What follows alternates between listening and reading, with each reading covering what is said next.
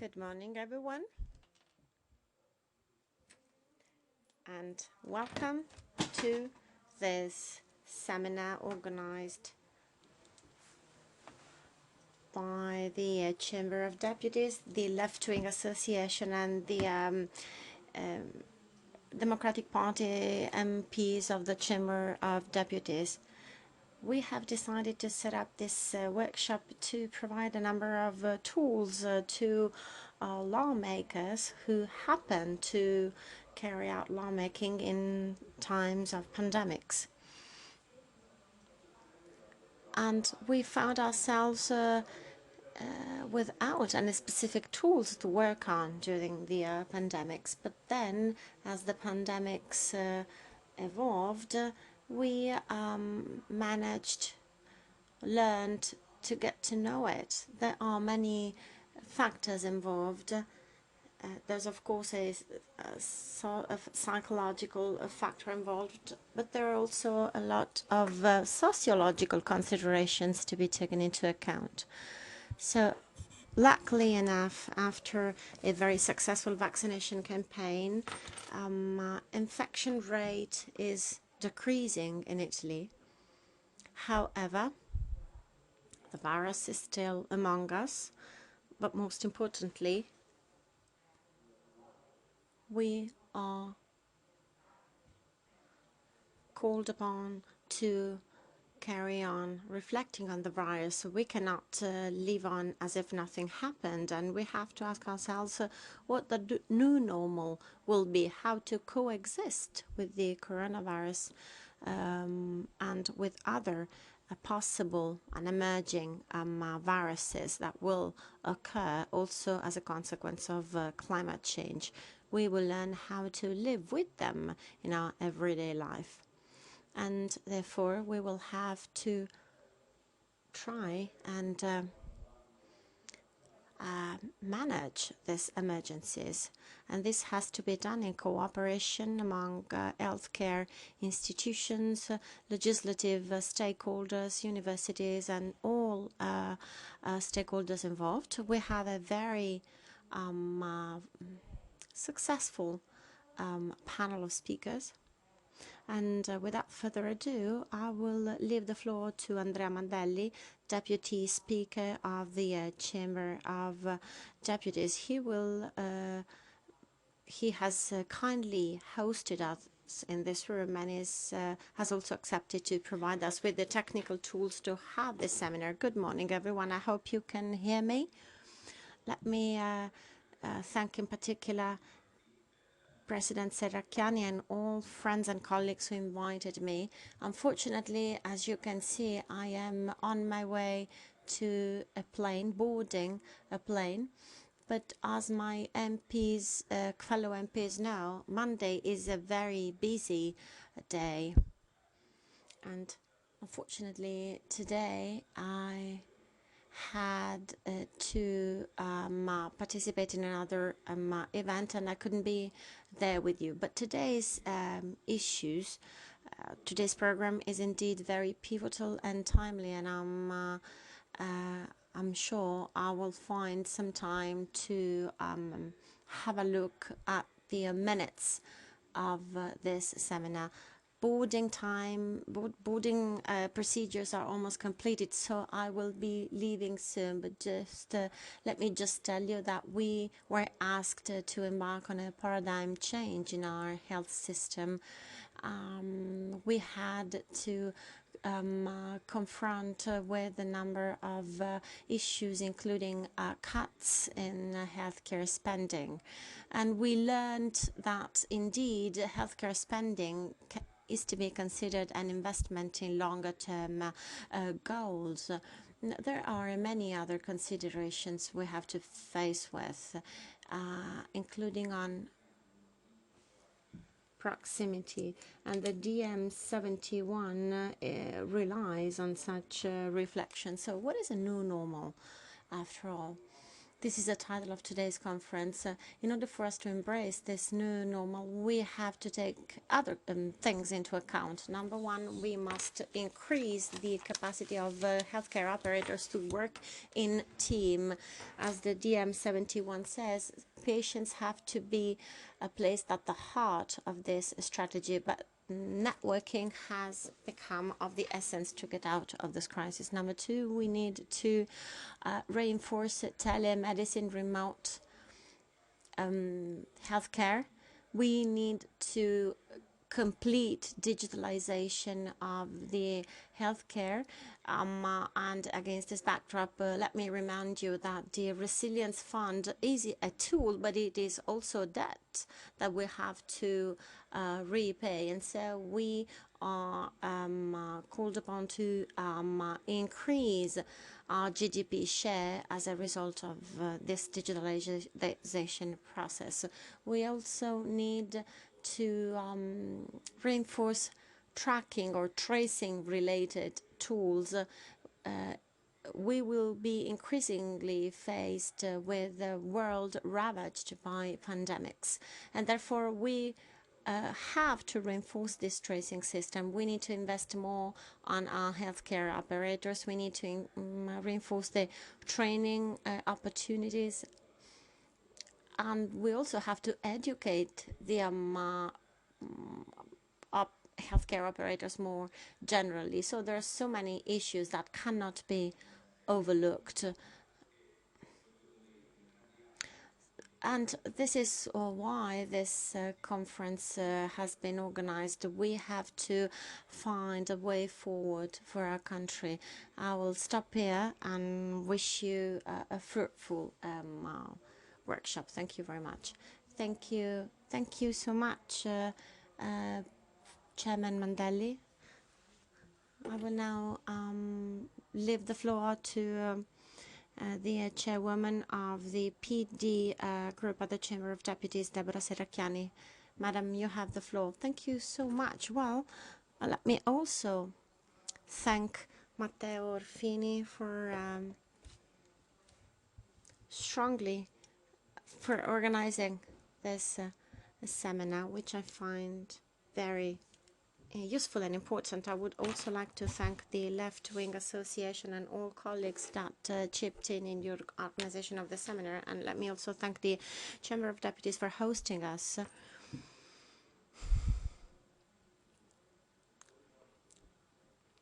Why was this seminar important to us? After a number of years since the outbreak of the pandemics, we now have to take stock and try and understand what are the lessons to be learned to embrace a new normal, as the title of the seminar says. So the idea, unlike the past, is to avoid starting from scratch every single time. So we should avoid a situation whereby history will be repeating its lessons again and again. So after a tremendous work that has been done worldwide by so many actors, we have to rely on these solutions that have been proposed. Number one, vaccines, of course. So we now have to learn lessons from this past years. So this is our ambition. We have to understand what are the strategies and lessons that we can rely on both in Italy and abroad to try and coexist with the coronavirus, with the COVID-19 pandemics.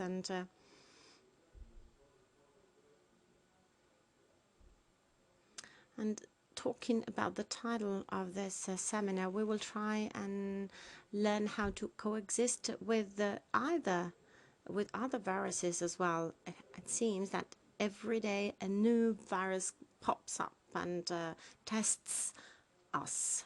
So we have to hope there are ready made solutions, and this is why we have to learn from past lessons based on what we did with the coronavirus pandemics.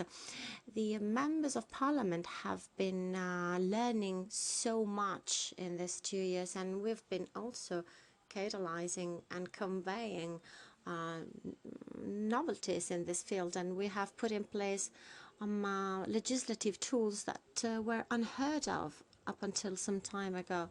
For example, the first decrees of the President of the Republic, whereby we have adopted emergency measures. There are so many emergency decrees that were approved and then adopted by the 2 chambers of our Parliament. And let me take this opportunity to thank our relevant committees, including our Social Affairs Committee, for working so hard on health-related issues. Of course, the spillover effects went way beyond the health repercussions.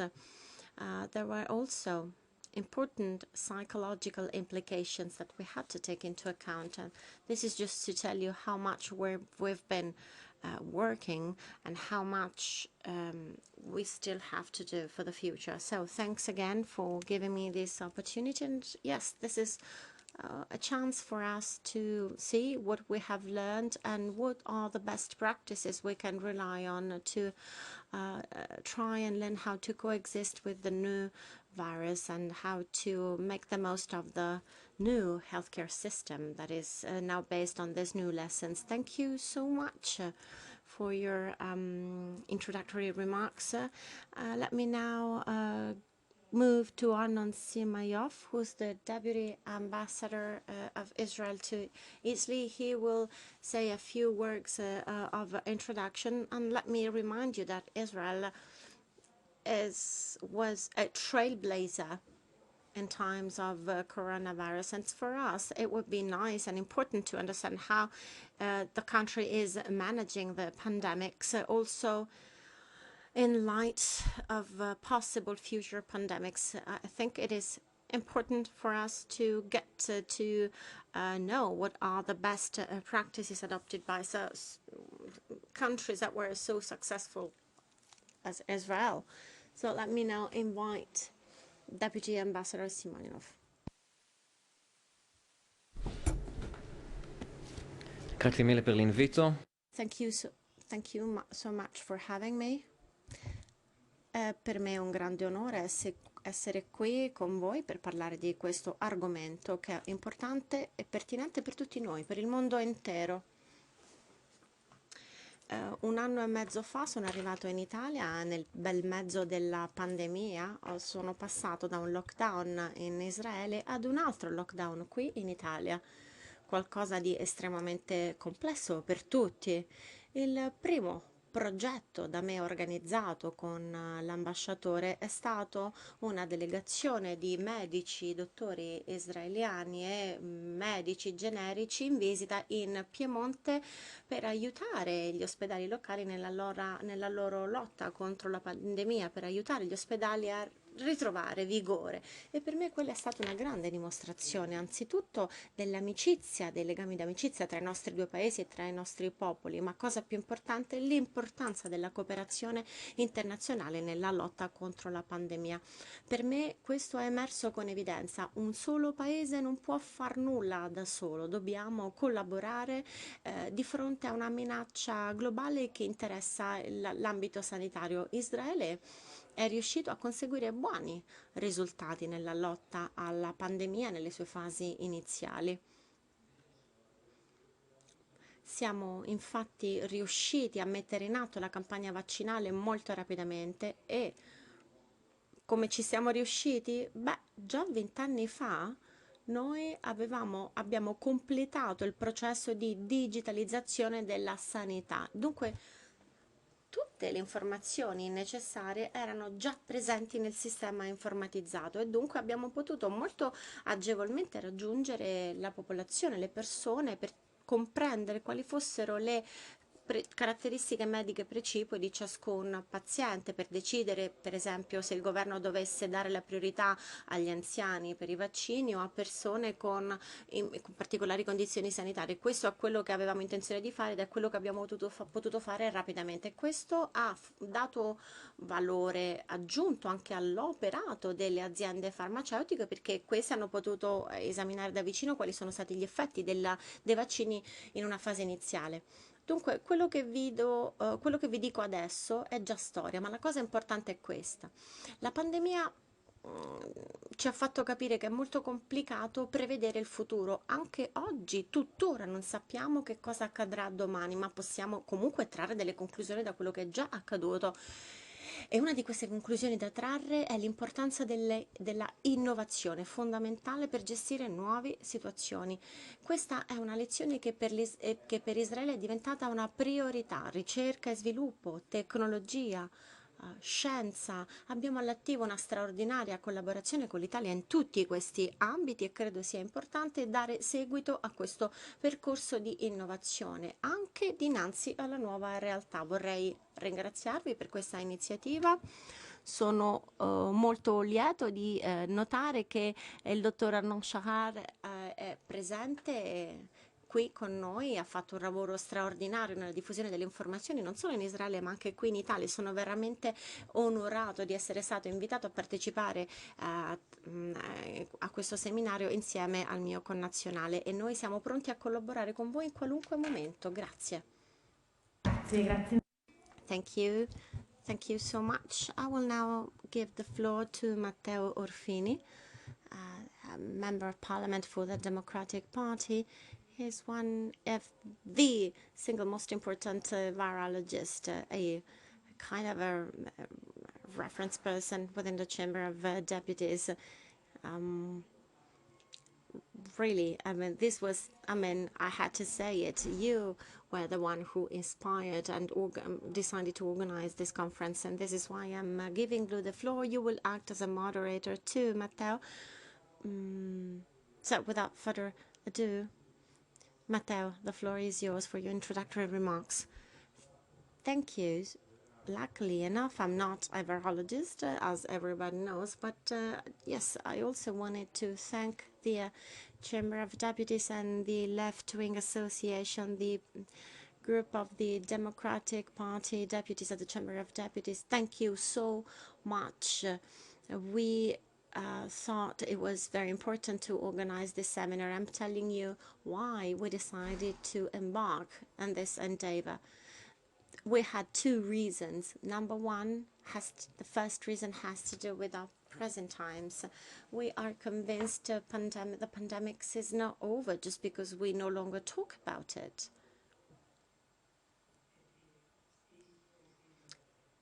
Often we seem to think that the pandemic is over, especially in light of choices that were made, but in fact we are still in the midst of the pandemics. Of course, things have changed as compared to a few years ago. The situation has become easier thanks to vaccines and other drugs that are now being used in the fight against pandemics, and of course we have regained some sort of normal, but the virus is still among us and the pandemic is not over yet.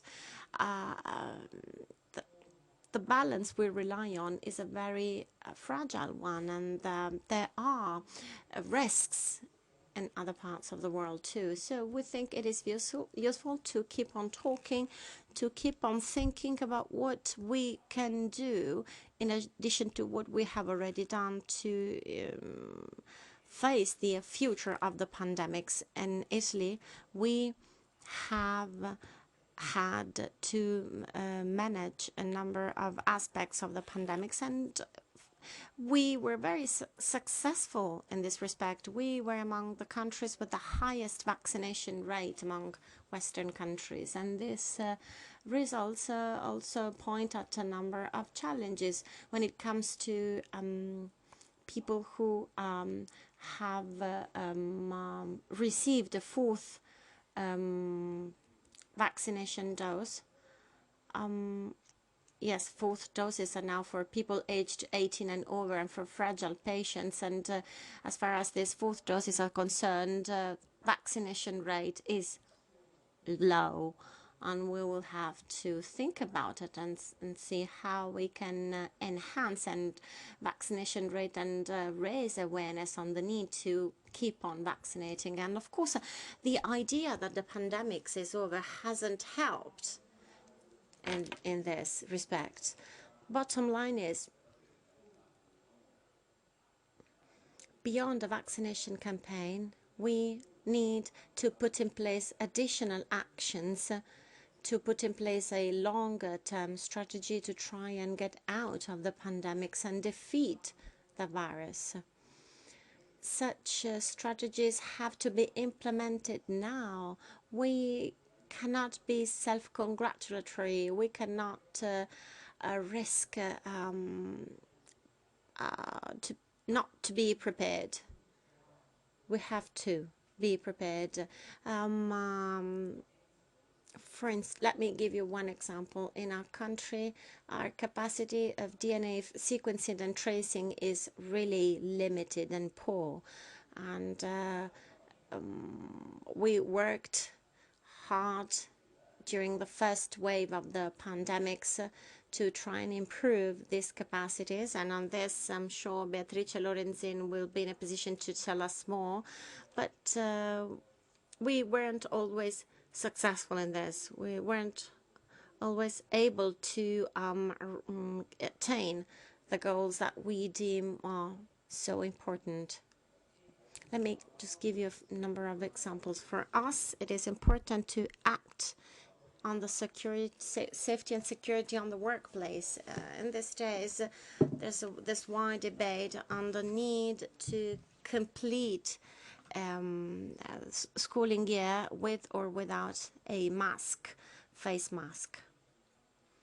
You know, in this pandemic, the face mask has become the epitome of the pandemics itself and the epitome of freedom. So it is as if we are trying to gift our children by freeing them from the face masks. So there are people who are debating on whether this should be done or not and how things will go back to normal in September. Will we have to wear masks at school again in September or not?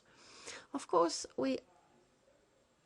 and rightly so, we all hope to have kids back to school without a face mask, but not because we hope it. This doesn't mean we will succeed it. There are so many investments that are needed to get rid of these face masks, and actions to carry out as a result or as a consequence of this investments are not in place yet. Are we in a position to sanitize school classrooms and school infrastructures? I'm not sure about that. But what we can do is to implement and put in place easier measures, easier actions, because at the end of the day, we only want to go back to normal and we want to go on and carry on with our lives. So there are aspects we need to work on more to manage the effects of the COVID-19.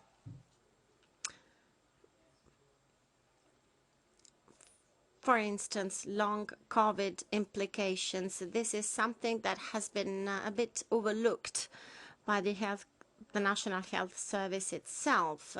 So on this, we are lagging behind, and there's so many more examples of challenges that we're still facing, and I won't be fleshing out all of them, but just to tell you that there's still so much that needs to be done, and we need to keep on thinking about how to face some side effects, inequalities, health inequalities. So we need to be sure to vaccinate every citizen in the world, and we're not succeeding in this. So the first reason why we decided to organize with this seminar was to see what we can do now to get out of the pandemics tomorrow. And the fact that the pandemics seem to be over doesn't mean that it is indeed over. This is why we need to keep on talking. Number two, we need to think about the future. Let's try and see how to learn lessons and to make sure that these 2 years can enhance a better future. So how we need to make sure we get out of the pandemic with a reinforced set of tools that we need to use in similar situations. What happened in the next 2 years was a tragedy, was a catastrophe, but it was also, flip side is, it was a stress test for our system as well. So I believe institutions and lawmakers and policy makers need to make sure history won't be repeating itself, and we need to avoid past mistakes, and we need to provide ourselves with new tools to face new crisis situations. This is why we have to keep on debating on this. Scientific, and the stakeholders in the scientific field are in fact doing so, but we also need to do it. And we lawmakers, government representatives, all those who dealt with the pandemic, have been dealing with the pandemics. We need to think in terms of a complex scenario in the longer run. How the pandemics is having longer term impact, diagnosis tools in the long term. We also need to think in terms of spillover effects and the consequences of animal diseases on human health.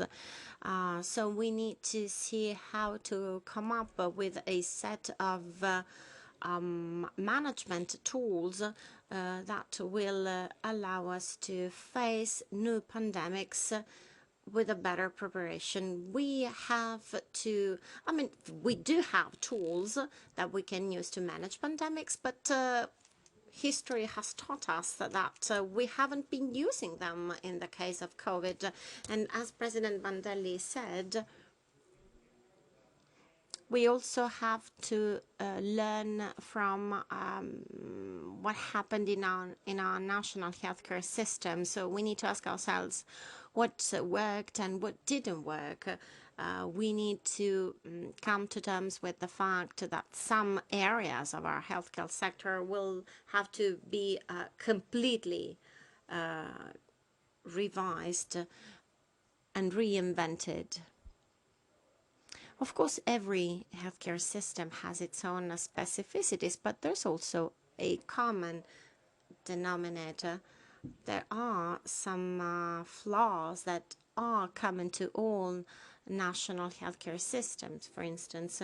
So this is why we're here today. Let's reflect on these issues. Number one, how to better manage the months to come, number one. And number two, how to think of a future system that will allow us to face future challenges. And we have to do that in order to avoid repeating the same mistakes. And we have to rely on a dialogue between institutions and scientific representatives to come up with a new, a genuine new normal. Thank you. Thank you very much. And if our first speaker is already connected, I would ask Professor Christina Pagel to start off our panel of discussion. We can see that she is online.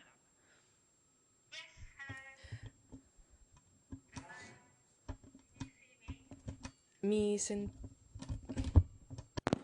si sente. Okay, let me share my screen.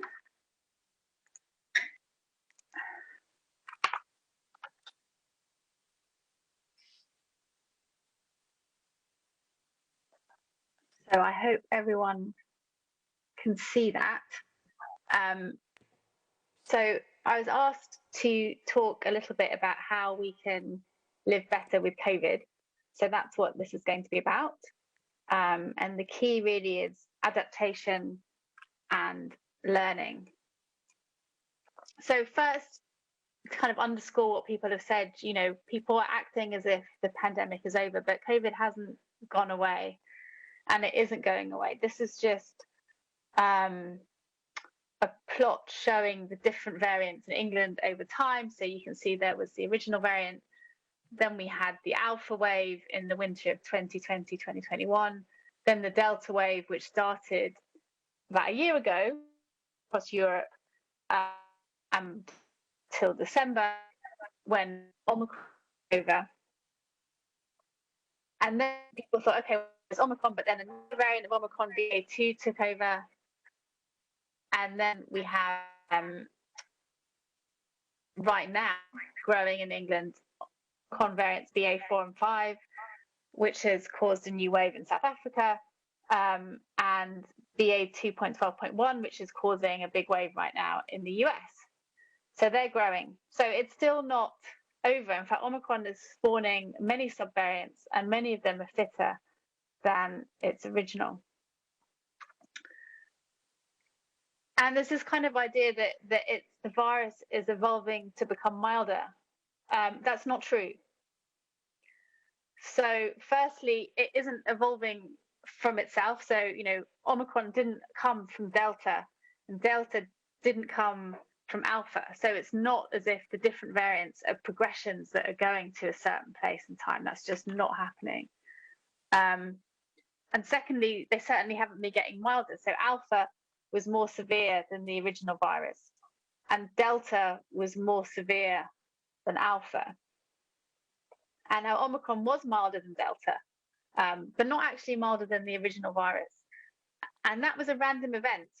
So, you know, this is from a paper in, I think, the New England Journal of Medicine, came out a few months ago, saying, you know, the viruses do not inevitably evolve towards becoming less virulent. Evolution selects those that transmit the best. Now, when you have something like COVID, where most transmission happens either before someone gets symptoms or when their symptoms are really mild, there's absolutely no evolutionary pressure to become milder, right? Because it's already passed on by the time you get really sick. The government virus advisory committee called NERVTAG said, you know, the fact that Omicron has milder symptoms is likely a chance event. And the next variant to achieve global dominance is likely to be at least as bad as previous variants. So we can't count on things continuing to get milder. So we've got new waves coming. We do now have highly vaccinated populations. We also have populations that have had a lot of previous infection. And so kind of a scenario where you're seeing this kind of overwhelmed healthcare systems, or you know, the kind of deaths that we had, particularly in the alpha wave in 2021, we're not likely to see that, but they still cause a massive amount of disruptions because it's just so infectious and people still feel ill, right? I don't know how many of you have had COVID after vaccination, but most people still feel pretty ill. And that causes a lot of disruption to your economy. In the UK, there have been several waves where, you know, lots of flights have been cancelled. The NHS was struggling as they had record staff absences from illness. Schools were struggling. In fact, some classes had to go online or be closed because so many teachers were off work. And in general, you're in a situation where you don't really want a lot of your workforce to be sick, right? At once, it's very disruptive. And this is where COVID is a lot more problematic than flu because it's a lot more infectious. And so once it's there, a lot more people will get infected in a short period of time. It also causes a long-term depletion of your workforce. This is from a plot from the Bank of England report in May this year. And they were just wanting to highlight that there's been a big increase in the percent of the British population that are outside the workforce because they're not looking for a job. And a lot of that is because of long-term sickness. And it's higher in women than in men. And the Bank of England specifically said about 320,000 people are currently off long-term sick and so can't work. They say it's a record high and especially sharp rise among women, and they suspect a lot of it is due to long COVID. And we know that long COVID affects middle-aged people the most, and particularly women.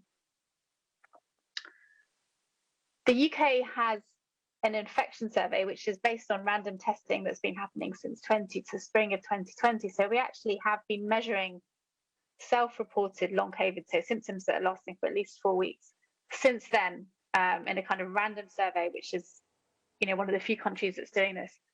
They're showing that currently there are about 1.8 million people in England living with symptoms after 4 weeks, but of those, 350,000 say affects their day-to-day activities a lot, so significantly sick with long COVID. We also know how long they've been reporting it. So almost 800,000 people have had this for more than a year. Almost 250,000 people have had it for more than 2 years. People infected in the first wave are still feeling ill from long COVID. And we know that this is still happening in highly vaccinated populations. So this is just by variant. So you can see just since Omicron came in December, by which point, 80-90% of the population were fully vaccinated, about 40-50% of people who've been boosted, that you still had 438,000 people getting long COVID with Omicron. Now, yes, the individual chance is lower, but because Omicron is so infectious and affected so many people, you still end up with really significant numbers of people being affected. And this isn't just a problem in England, right? It's all around the world. The America particularly is also really worried about a long-term labour shortage due to long COVID. Right, so having kind of set the scene saying that COVID is going away, how do we live better with it? So number one, absolute number one, is clean air. The one thing that we have learned over this pandemic is that being outside is much, much safer than being inside, right? Almost all super spreading events and almost all transmission happens in indoor environments. And so what we really want to try and do is bring the air quality that we have outside inside, right? So in the same way that we did mass efforts to improve water in the early 20th century, in the way that we spent massive effort and infrastructure to bring electricity to people, to bring vaccines to people, we should do the same thing to bring indoor clean air to people. And there are lots of different ways of doing it. So it depends on your space, where you are, who's in the building, how it's being used, but it's kind of natural ventilation. So that's literally just opening the windows, where what you're doing is you're replacing old air that has infected aerosols. So these really small droplets of aerosols, and they have the virus inside, and you breathe in those droplets, and that's how you get infected. So you can open the windows and it refreshes the air. And so you're constantly kind of refreshing the air and taking those infectious aerosols out. You can have mechanical ventilation, which mechanically move fresh air in and stale air out. So in new buildings, most new buildings have good mechanical ventilation. One thing that I think is a really practical thing that lawmakers can do is to make sure that building standards say that every single new building has really, really high standards of mechanical ventilation. You can use filtration where you don't have good windows or you can't mechanically move the air. And what that does is it particularly filters out aerosols, those little particles that have the infections in. And that's called HEPA filtration. Or you can sterilize things. So that is, you actually just kill the virus inside aerosols, normally with UV light. There have been a lot of research on this recently that's invented new forms of UV light, ultraviolet light, that are not harmful to humans, that you could use in big spaces like canteens, like gyms, places where it's not practical to use filtration, and you can't always have a high enough level of ventilation. So that's really important. And there are more and more studies now showing that this is just really cost effective. So this is one just looking at HEPA filtration in a kind of an example kind of medium-sized restaurant in New York, and just showing that even under really low prevalence of COVID, far lower than we have anywhere in the world right now, HEPA filtration is cost effective in preventing transmission.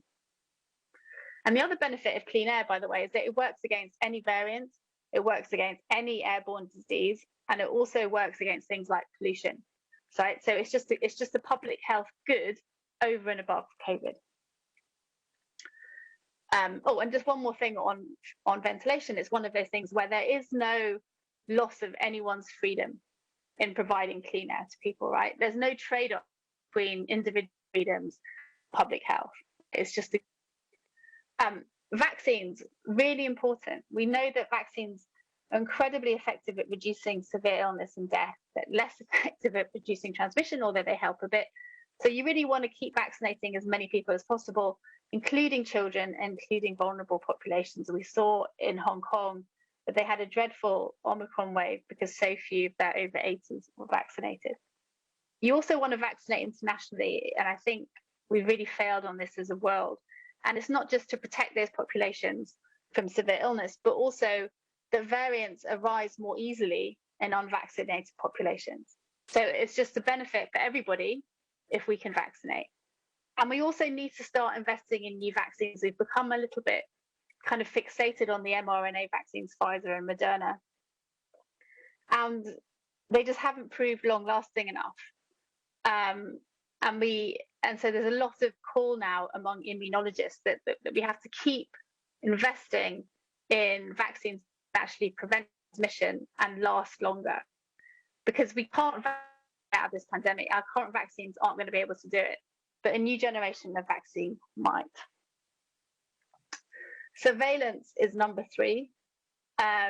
So locally, in your own country, do not abandon testing. If you abandon testing, we're starting to see that in the UK, you become blind to what's happening. We should be adding COVID to all the routine public health surveillance that we already do for other diseases and flu. Internationally, to continue supporting surveillance. So one of the things that worked extremely well over the pandemic is they built an infrastructure for sharing information on the sequencing of COVID so that you could look for new variants and understand very quickly what the potential impact of them was. That has been outstanding, and we need to continue it. And that's not just for new variants of COVID, it's for entirely new diseases or new outbreaks of existing diseases. We're seeing now that there's a monkeypox outbreak in many countries in the world where you don't normally have monkeypox. People have learned from the COVID pandemic on how to share information, and they've sequenced the monkeypox cases in record time, and it is already feeding into how countries respond. So it's really, really important that we keep funding international surveillance. Number 4 is long COVID and other long-term impacts. So I already spent some time talking about long COVID and how important it is. It hasn't typically made it into policy decisions in countries because people aren't measuring it, right? And it's not as easy to measure as a hospitalization or a death. Its impact isn't as obvious as a hospitalization or a death. But in the long term, it's going to make your population sicker and your workforce smaller, right? So countries need to start counting it, and they need to start including it in policy decisions. And we also need to invest in prevention and treatment, right? There's no known treatment for long COVID. We don't fully understand what it is. It's likely that it encompasses a few different types of response to the initial disease. And it has not gone away with vaccines. People hope that vaccines would reduce it. It reduces your chance of getting it, but once you have it, it's just as severe. There was a new paper that came out in Nature on that just last week. And from the UK data, about 8% of triple vaccinated people still go on to develop long COVID if they get infected. So it hasn't gone away. And it's not just about long COVID, it's also about longer term impacts. Again, we're seeing a lot of evidence coming out, particularly in the States with their Veterans Affairs data set, which has millions of people in it, of 1 year elevated risk of heart attacks, strokes, blood clots, all-cause mortality of people who have had COVID. And we don't fully understand those impacts, but they're still there. And again, it's going to make your population sicker in the long term. Number 5 is to invest in health systems. So I think, every country has had times when their health systems are really struggling. And we've also seen, certainly in the UK, that some hospitals have really struggled with spread within hospitals of patients and staff getting it from each other. So we have to protect healthcare environments from airborne transmission. We have to invest in staff. Many staff are burnt out and traumatized from 2 years of the pandemic. And we must forget about social care and all the vulnerable adults in long-term care facilities, and also the staff who look after them, who are often of the more vulnerable staff, people living in more deprived areas who aren't paid enough, who can't afford to take sick leave, for instance. So we have to kind of invest in that whole system. Number 6, this is the second last one, is address inequalities to build a resilient population. Now, this is a difficult thing to do. You cannot do it immediately. In the long term, it's really important. You know, the most disadvantaged communities, and I think this is common everywhere, have been more exposed to getting sick through the kind of jobs that they do. They're less likely to work from home, more likely to be in public-facing positions, particularly things like, you know, transport, teaching, and so on. More likely to live in poor housing or overcrowded housing, which we know is a risk for getting infected, or multi-generational housing, which is often means that older, more vulnerable people are more likely to get sick, and also have less access to green spaces, so less access to the places that we know it's safe to mix. The people are more likely to mix indoors where it's unsafe, and so you have this kind of all these different factors creating higher exposure.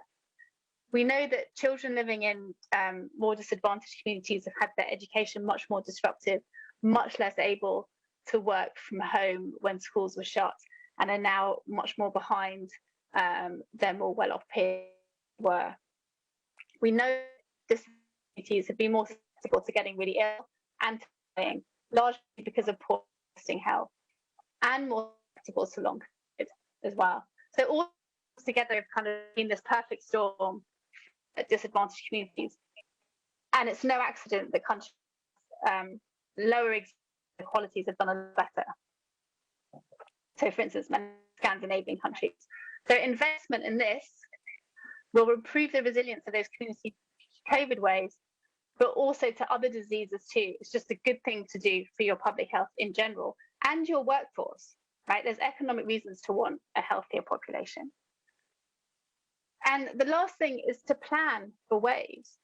You know, the previous things, they will help reduce the size and scale of future waves of disease, but waves are still likely to happen. And so countries need to have a plan for how you deal with them through public health measures, such as, you know, encouraging home working, high quality mask wearing, and it has to be high quality mask, you know, FFP2 and above in public spaces or elsewhere. Thinking about self-isolation and contact tracing, boosting vaccines. When are you going to trigger those? Under what circumstances? How are you going to communicate it? How long is it going to be in place for? And so on. You cannot always react, because then you'll be too late. And we've seen that over and over again, that people are reacting too late. So you need to have a prospective plan. It needs to be well communicated, and you have to bring your population with you. And you're seeing now that some countries are saying, as they relax measures, we're relaxing measures, but if we need to, we'll put them back. And some countries like the UK are saying, we're never, ever going to do it again. And then when they backtrack, it's much more difficult. So just to finish off, you know, we do have to learn to live with COVID. I think, you know, the time for zero COVID is now, perhaps there was an opportunity in the summer of 20 to get there, that's gone. But the key word is learning, right? We have to learn to live with it. We know so much more now about what works and what doesn't. So let's use that knowledge and reduce the impact of future waves instead of pretending that the pandemic never happened, which seems to be what they're doing right now in the UK. So I will end there. Thank you.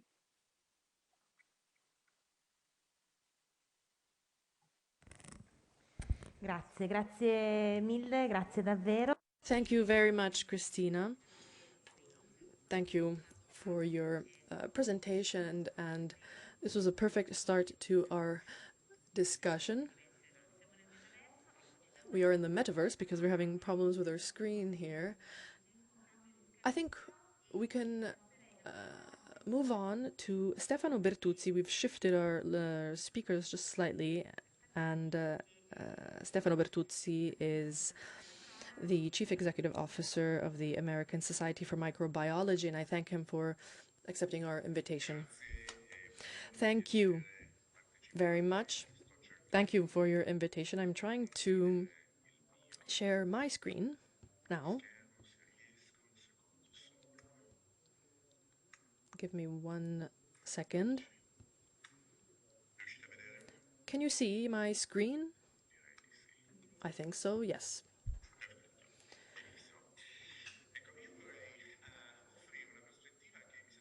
Very well, so I'm going to offer my perspective, which maybe in some way complements this information that we've just received by Christina, and I will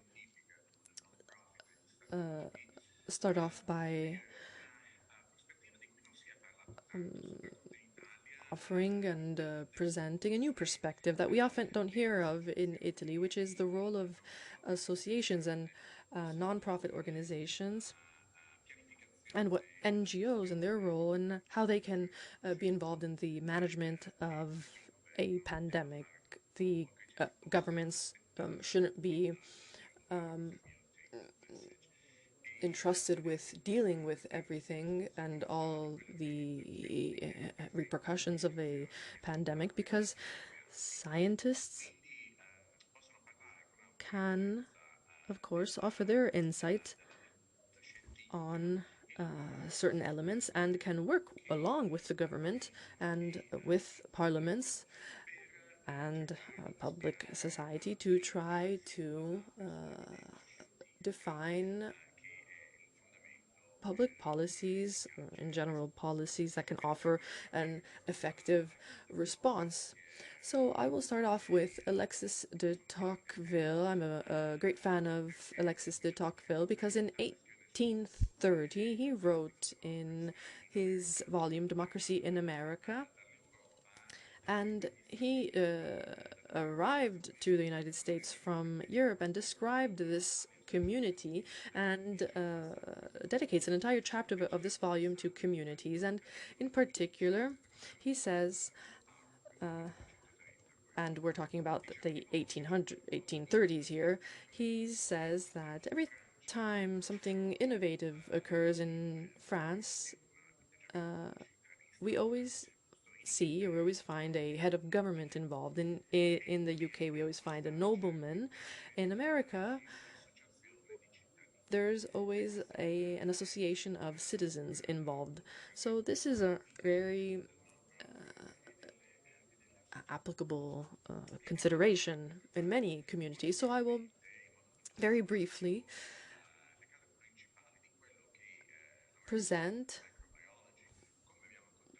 how the American Society for Microbiology contributed to the scientific world and how we are working towards the future and preparing for the future. The two elements are interlinked because the program that we've followed since the very onset, this very beginning of this pandemic, as a scientific but also lobby association, is received and included in the current legislation and in the management of future pandemics, which is the Prevent Pandemic Act, and is currently being discussed at the Senate and is a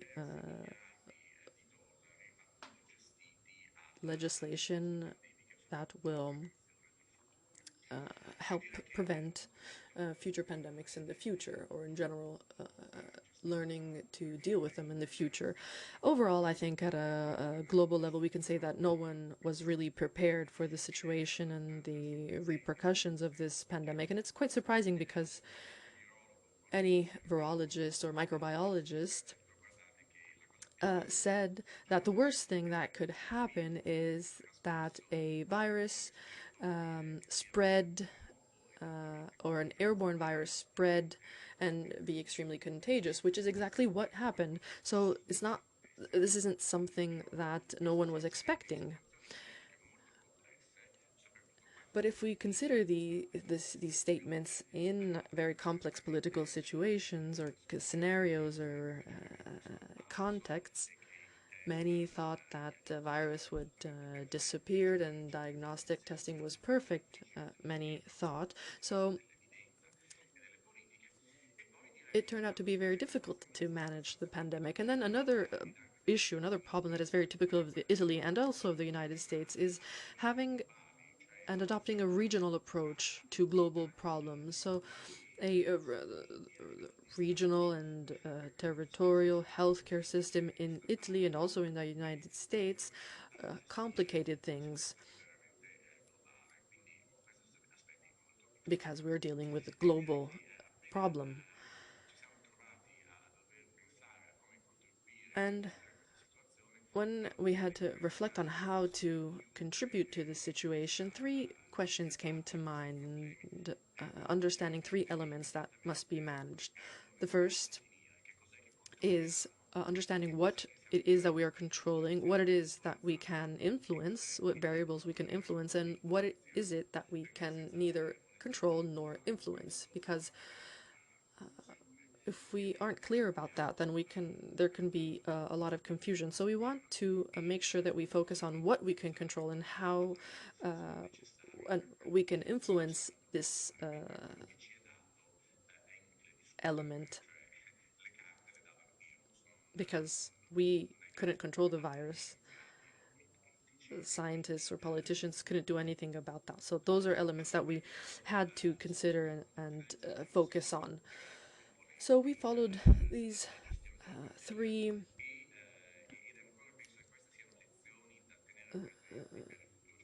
ideas during the pandemic. The first is that there was an overdrive on scientific discovery. So focusing on scientific research, and at the very beginning, we asked ourselves, among the common confusion, overall confusion, we asked ourselves how to bring some sort of order to all this chaos, to avoid duplication and avoid wasting time. So we immediately started developing a COVID-19 research registry. This is back in March, and we hired two virologists. The first you can see in this picture, and we worked with them, with these two virologists, but also others.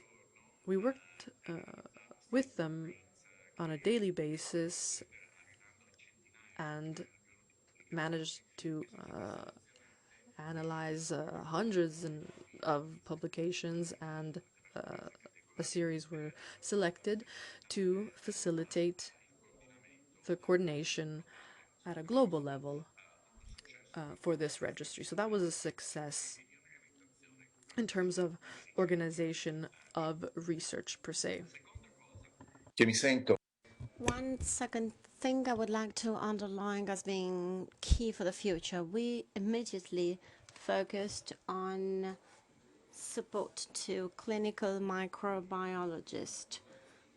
Just think that in the US, we jumped into the pandemics with a vacancy rate of 10% in the clinical microbiology labs of our hospitals. This was a structural flaw of our sector, and so they were undergoing a profound crisis. And then number two, we grappled with the supply chain flaws. And if you had the chance of following the Debora Burke's briefings at the time, they would provide information on supply related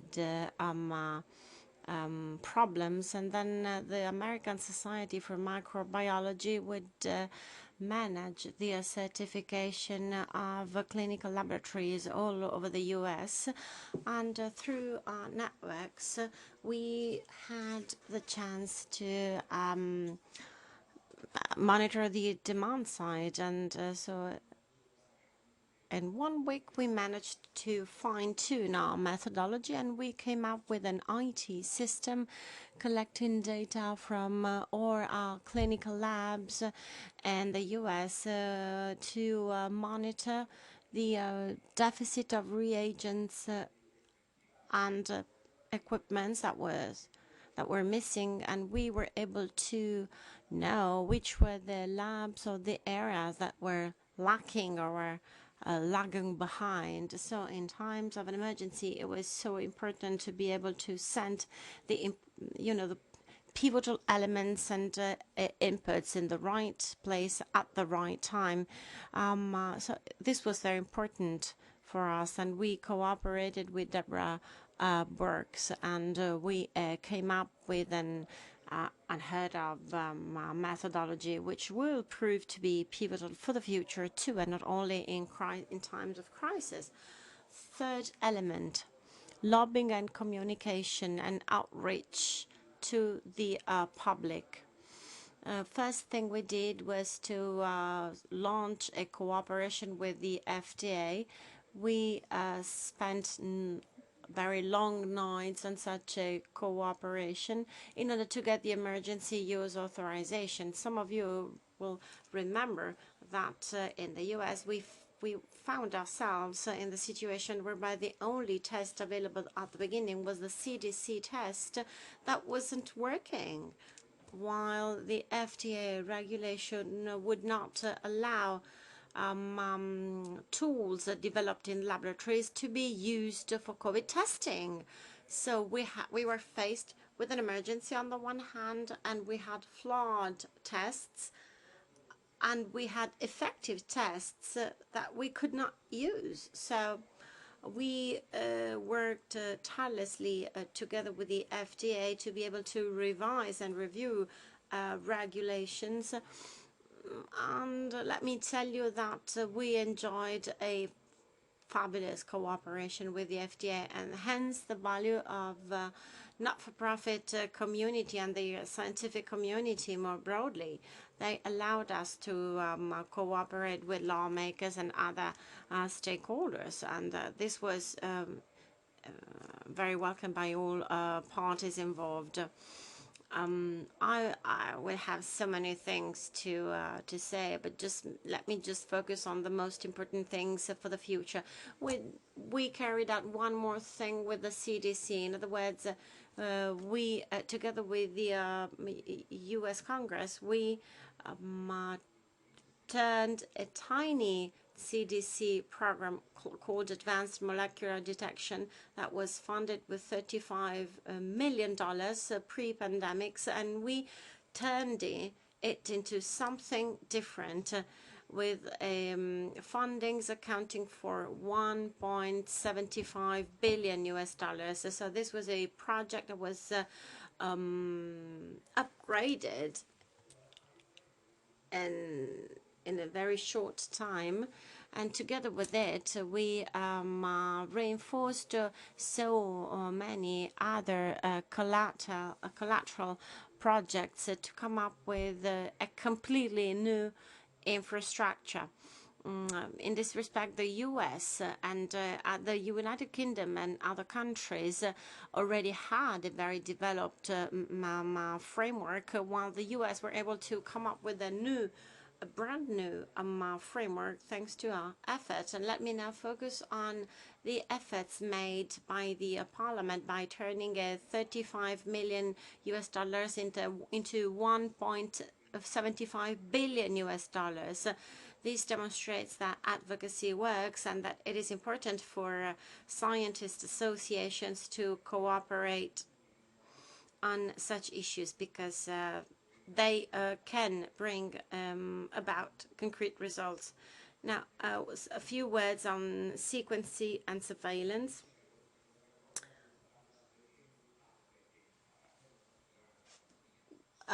We learned lessons during the pandemics, and we translated these lessons into a legislative act, that is the Prevents Pandemic Act. And we lawmakers will be happy to, we're happy to share lessons learned with the fellow parliamentarians from all political spectrum. So if we are to remember something in view of the next pandemics, well, for sure, we're not out of the pandemics, but what is even more certain is that it is only a matter of time before a new pandemic materializes. So we should not underestimate basic research investments and targeted research investments. Infectious diseases come with a big trouble, with a big problem. They are on the spotlight and they are all over the news in times of an emergency. And that of COVID-19 is a particularly serious pandemic. But then, other than emergency times, they tend to be quickly forgotten. And so it is, you cannot push a magic button and everything is forgotten. We should not forget what we have learned and what has happened. We wouldn't have had our vaccines without such massive investments in basic research. But targeted research is equally important. In the US, for example, we launched a number of debates with the ARPA-H agency or association that deals with finding specific products and applications. Now, of course, basic research is important. However, we should not forget that we did so much in such a limited period of time because we were supported by targeted institutions. The interpreter apologizes, but the connection has turned really poor, and there are chunks of sentences that are missing. We should not forget what we have been doing on the side of sequencing and monitoring, and this is very important, especially as far as Italy is concerned. And in this, against this backdrop, let me also underline how important workforce is. During the pandemics, we wrote an op-ed on the New York Times, and we proposed a new kind of National Guard for biomedical research. Now, I don't have much time to explain this into details, but let's just remember that there is such a huge amount of workforce of skilled operators, including in Italy. So why not have a National Guard to be mobilized and to be deployed in times of emergency? They should act as a kind of reserve in case of emergency. This is something that already exists in the US, and I don't see why it shouldn't be set up in the healthcare emergencies field. One more thing, which is also a very important one, we should provide ourselves with an integrated and holistic system, including scientific, healthcare, and service aspects.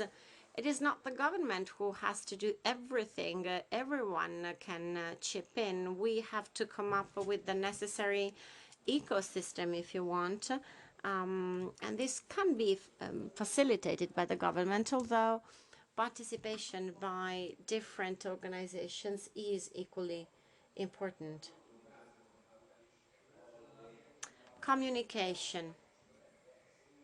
Number 4. Of course, there would be so much to say on this front, but let me tell you that there was a lot of confusion at first, and it was really painful to listen to renowned and very skilled Italian scientists who would have confrontational debates amongst them instead of cooperating for a common good. You know, at the end of the day, this is inside baseball, as you, in a word. So it is important to keep a clear channel of communication with the broader public. In the US, we ourselves had huge problems. What is important is to have a coordinated and consistent and evidence-based communication. This was no little thing. I'm not saying this, but the public opinion developed a great interest in science, and so this a new element should be tapped into to disseminate broader knowledge.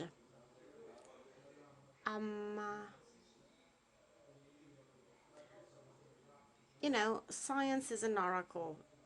It says this is what we have to do, and then if we do not follow up on its orders, and then we start naming and blaming. But this is not the Delphi oracle. This is why the scientific methodology is very important to remember and to disseminate.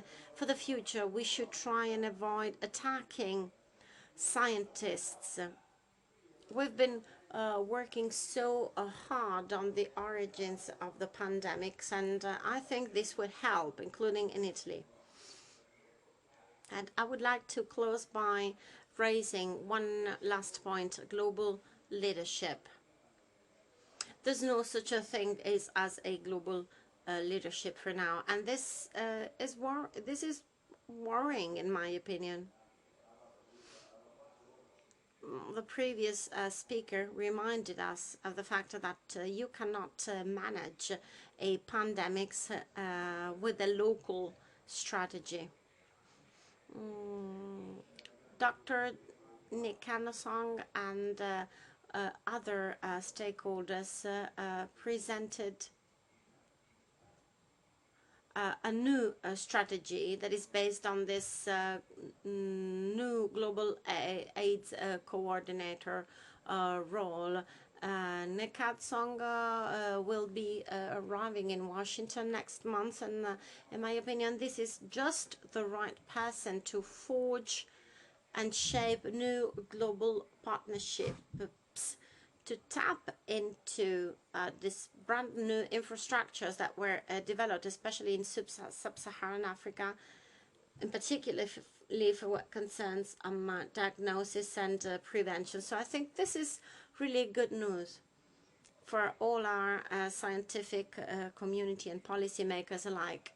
And just to conclude, integration is of the essence. When a house is on fire, we cannot act as we have to extinguish a fire in just one room. So we have to be able to ensure that vaccines are deployed nationwide. So really, we have to adopt a different strategy. And I thank you very much for your attention. Thank you. Thank you so much for your speech. Really interesting. And the last slide is really unsettling, but then it epitomizes the situation we're in right now. Now, let me give the floor to Giovanni Leonardi. Good morning. Can you hear me? Not very well, I'm afraid. Questa rappresenta la finta Inghilterra che distrae. I'm sorry, the interpreter apologizes, but the quality of the audio does not allow the simultaneous translation. Io ho lavorato nel servizio pubblico inglese, non so se vedete la mia diapositiva. Ora forse sì, ora sì, sì. Grazie. Quindi prima della pandemia, durante, dopo, tuttavia se faccio un paio di considerazioni le faccio a titolo personale. The interpreters apologize, but the quality of the audio does not allow us to do a simultaneous translation. Un esempio degli impatti sociali della pandemia di cui mi sono reso conto. Pronto? Il professore si sente un po' male, troppo forte, forse deve solo allontanare un po' il microfono. Allontanare il microfono. Vediamo. È un po' meglio così? Proviamo. O forse senza il microfono, però no, senza... Cioè... Senza, no, posso provare a spostarlo. Come è adesso? Forse va meglio, perfetto. Così si sente un po' meglio? Un pochino, proviamo. Non so com'è. Meglio, sembra meglio. Ho contribuito alle linee guida. It is not actually better for the interpreters. We can barely hear what the speaker says. We apologize for this, but we cannot provide the translation. Rischio, tuttavia bisogna mantenere questa funzione. La diapositiva mostra la fragilità del lavoro che è stata esposta durante la pandemia, cioè coloro che persero il lavoro più spesso erano in impieghi temporanei non salariati. Mi sentite? Non si sente benissimo, si sente un po' con un rimbombo. Riproviamo così. Cosa devo fare? Beh, se volete, lasciamo perdere, cioè, potete... No, proviamo, vado avanti, proviamo così. Questo ancora sugli aspetti sociali, cioè le morti da Covid sono mediamente nelle classi meno agiate maggiormente che nelle altre. Poi ci sono in Inghilterra la necessità di accedere a pacchi alimentari che è aumentata molto durante la pandemia. Era una tendenza già in atto, cioè la povertà che è stata messa in evidenza. Il ruolo della sanità pubblica. Vedete Chris Whitty?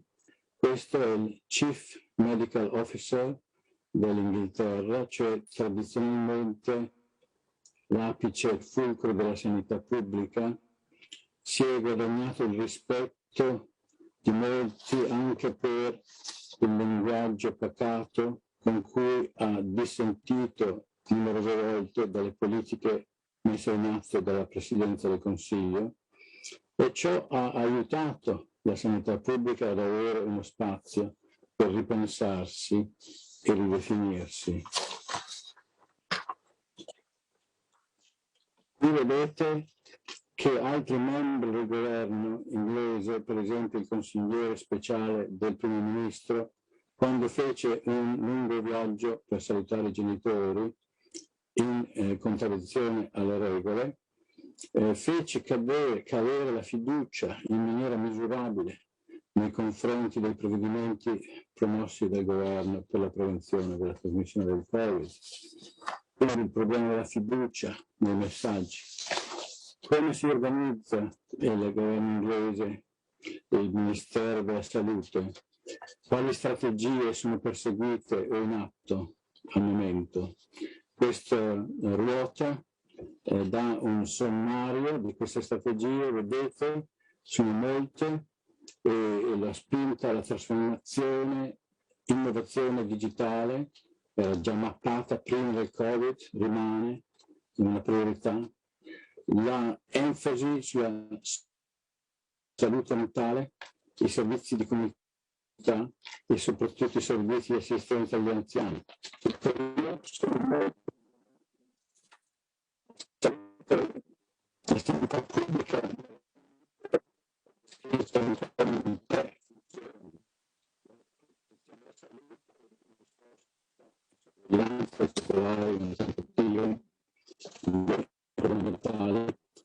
la seconda è i servizi sanitari. Cosa succede qua? Il cambiamento principale dopo la pandemia è stato nella riforma dei servizi di sanità pubblica, dove c'è stato uno spostamento direttamente da un'agenzia esterna al Ministero di diverse funzioni di indirizzo politico.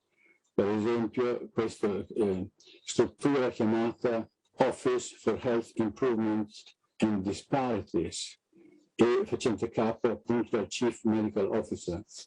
E inoltre la costituzione di una nuova infrastruttura per la protezione della salute chiamata UK Health Security Agency. Questo, se si guarda le funzioni del governo centrale, riguardano in gran parte la gestione dei dati sanitari e le strategie di analisi. e quindi anche con i rapporti con il sistema sanitario nazionale e moltissime organizzazioni, diciamo decine di migliaia di organizzazioni.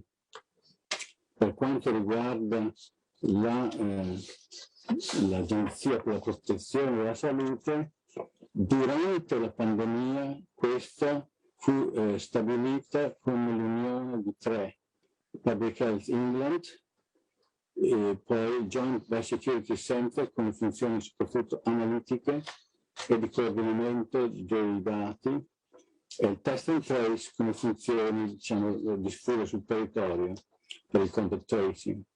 Cosa rimane di ciò?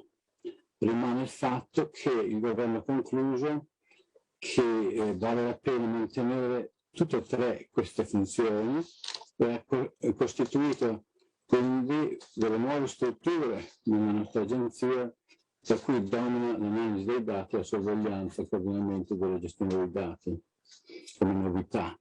Naturalmente questo vuol dire che si applica un sistema simile alle partite nei bambini o le scimmie o a qualsiasi altra cosa, quasi eccessivamente centrato sull'integrazione dei dati genomici di virus. In realtà ci sono altri aspetti dei dati che sono compresi in questo, per cui quelli dei precursori sociali ambientali di cui mi occupo io e che vedete riassunti in questa diapositiva. Ci sono state critiche all'approccio preso finora. Una critica riguarda lo scarso uso di scienziati di scienze sociali nel gruppo di consiglieri del governo e quindi la dominanza di scienziati biomedici. Un'altra critica è stata l'emarginazione degli operatori della sanità pubblica oppure dei servizi sociali che in realtà sono in grado e competenti nella gestione dei focolai sul territorio. E un terzo elemento è la mancanza di curiosità riguardo le esperienze in altri paesi, non totale, ma relativa. E una preferenza per il ruolo degli eroi anziché il ruolo della leadership distribuita. Quindi si è considerato che ci sono delle transizioni epocali che non sono limitate a quelle già note, demografica, con sempre maggiore proporzione di anziani, o epidemiologica con le malattie croniche, ma riguarda anche gli aspetti di salute che derivano da politiche dell'energia, dell'ecologia, della cultura. Questo è una nuova dimensione della riflessione della sanità pubblica inglese e integra i modelli esistenti e consente ad esempio di guardare più ampiamente la tipologia di interventi per pandemie e altre emergenze, non considerando solo gli aspetti materiali biologici, ma anche quelli culturali e sociali esplicitamente. E si potrebbe quindi vedere che i prossimi passi tornano alle considerazioni di aspetti già noti. Questo caso di una bambina di 9 anni, che è stato il primo caso in cui un tribunale ha emesso la sentenza che stabilisce che la morte è stata in parte causata dall'inquinamento atmosferico. Dal punto di vista legale una concausa è una causa, e questo ha cambiato un po' il discorso in Inghilterra. C'è la considerazione del futuro, di quello che ci si può aspettare di nuove epidemie o altre crisi, e in questo senso non si tratta solo dei cambiamenti climatici. Un provvedimento che vorrei segnalare alla discussione in Italia è integrare il lavoro di programmare la ricerca su nuovi temi fra le capacità di accademici in università e quelle di ricercatori dei servizi pubblici. Questo schema, vedete riassunto qui, una quindicina di unità di ricerca con finanziamenti quinquennali rinnovabili su temi vari, tra cui vedete infezioni ma anche ambientali, e questo è un sistema che ha voluto dire obbligare istituzioni che normalmente si ignorano tranquillamente a collaborare per poter condividere questi fondi e quindi a favorire una multidisciplinarità e un vero sviluppo integrato di conoscenze applicabili ai servizi. Ad esempio, io sono coinvolto in 3 di questi programmi di ricerca, tra cui quello sui cambiamenti ambientali e salute, che adesso vanno abbastanza per la maggiore. Posso anche aggiungere che in riflessione con altri colleghi italiani ho riassunto alcune proposte per il servizio sia territoriale sia per le istituzioni nazionali ed europee in un libro pubblicato in febbraio. Grazie. Grazie. E adesso Thank you very much. Now we move to Israel now, where Anon Shar will be taking the floor. I'm not sure whether he wants to speak in English or in his wonderful Italian. So, Anon, the floor is yours. I can see you. Good afternoon. I think since we are in the Italian Chamber of Deputies, I will be speaking in Italian. Most of the people who are here have been listening to me while speaking in Italian, so I will stick to Italian unless someone prefers me to speak English. No, absolutely. Since we are here at the Chamber of Deputies, we usually speak Italian, so go ahead. Well, thank you so very much for having me. Let me also thank you for those wonderful 2 years that we spent together in Italy. Of course, it was a sad moment since it was it is the pandemics we're talking about, but at the same time, I relied on a wonderful cooperation during this challenging time. For us, the Israelis, it is important. I mean, we're not here to lecture anybody. We are here to show what we have done. This is our goal. This is our aim. We want to show you our strengths, but this does not mean that we want to patronize you or to tell you that we are better than you or other countries. And this is why we're here, because we want to share data, anonymous data nonetheless, but still, this is just to tell you that this was Israel's mission, but this was my own personal mission too. For me, it was very important to support the Italians in this difficult time. I admire you so much. You have countless resources available, and let me tell you that you have so many resources that you can do better than you did. And this is true for ourselves as well. During the pandemics, we could have done much more with our resources too. But of course, with hindsight, it's always easier to talk.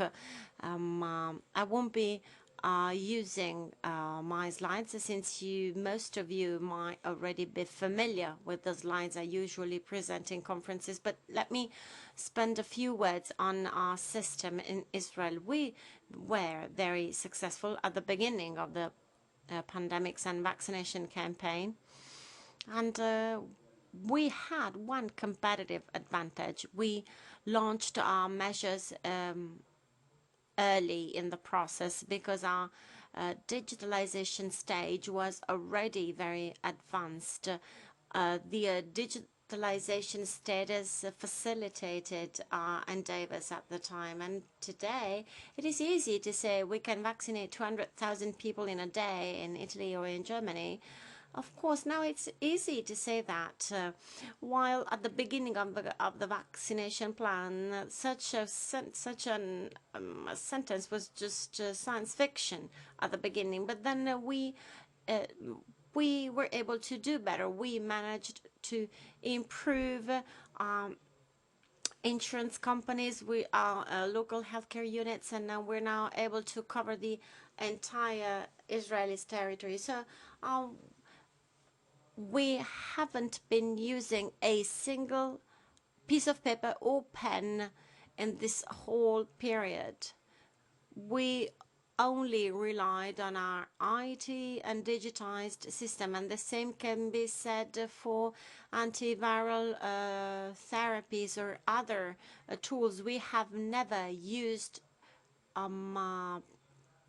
paper documents or pens. This digitalization and the electronic patient information sheet was indeed our most important competitive advantage. Every physician, every doctor and specialist is able to access the patient's data from any part of the country just in one click, and this facilitates our work to a great deal. So I am able to know how many doses every single patient has received in our country.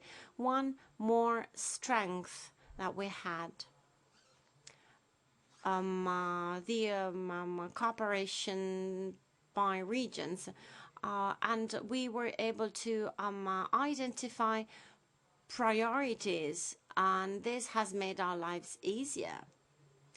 Telemedicine, remote medicine was also very useful. We were able to reach out to our patients and tell them, you know, tomorrow morning you have to get out of your place and get your booster doses or your vaccination dose just in a matter of hours. And then let me just say a few words on long COVID. I don't think we will be able to track down patients living with long COVID. We actually don't know how many of them there are. We will never know how many people are living with long COVID now. Any medical condition that has happened in the past 2 years can be caused by longer COVID, but we cannot say it for sure, and we cannot claim that our IT systems are indeed able to process this long COVID-related data, because we don't even have precise definitions and criteria on what is to be considered as long COVID, and we cannot even say that long COVID is to be considered a fully fledged pandemic. So what we can do is to provide our physicians with a number of tools to contain and to mitigate longer term effects. What we can have as an effective tool is to rely on a single electronic patient dossier, say, because this will help us understand what is long COVID and what it is not. But for me, this, the real mission impossible now in the longer run will be to understand what exactly long COVID is. Now, one more thing, we have to be ready to face future waves. We've set up a very complex community medicine system, and which is now in a very advanced stage. And I hope we will be able to come to terms with the fact that the future is not in hospitals. People and citizens do not want to be treated in hospitals. They want to stay at home. They want to receive community-based treatments. The end of hospitals will be the genuine future for us. This will be our real perspective, and we are already working on such a goal. Let me just tell you one thing. 45% of community medicine checks are carried out in a virtual way. So people do not leave their homes. Almost 50% of the medical checks are carried out remotely. So we really have, this is really to tell you how important telemedicine is for us. And for us, digital health is something we must fine-tune and enhance.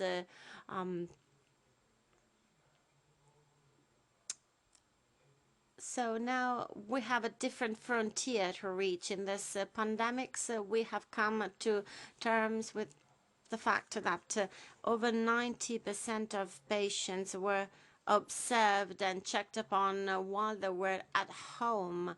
In this last fifth wave of COVID-19, we relied on telemedicine to a great deal. We have a very advanced system, and we also relied on home, say, hospital admissions. So we left people at home to give them oxygen, cortisone, and other treatments, but they stayed at home because sometimes they just didn't want to go to the hospital, or sometimes just because we thought it would have been better for them to be treated at home, and this is what we did.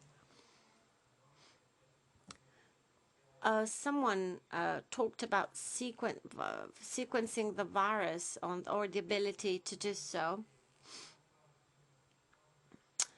Well, this is not a choice, really. This is not something we can choose whether to do it or not. This is our duty. You know, 1 week ago, we even had a case of monkeypox in Israel, but this only demonstrates that we need to carry out virus sequencing procedures. We will certainly see new COVID variants. This is not really an option. And this is why we have to come up with the sequencing options for people who arrive in Israel.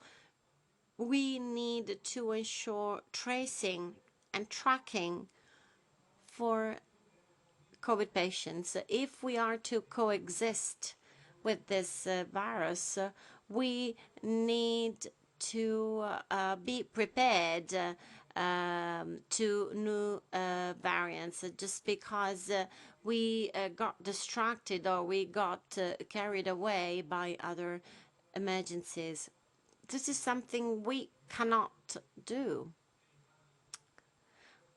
Of course, we can and have to invest in other resources, but tracing and tracking is pivotal. And this is even more important than mask wearing, because this is something that will lead the way. I won't speak much longer because probably we'll have a Q&A session at the end of our seminar. I am director of Maccabi, and let me tell you one thing. We've learned a lot about the importance of telemedicine, and this will be our future. We have to carry out sequencing.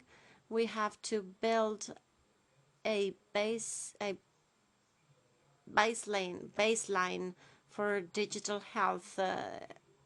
We will all rely on the e-medicine platform This is where we will tap into to come up with new applications, priority vaccinations, people who get COVID and have to be treated as a matter of urgency.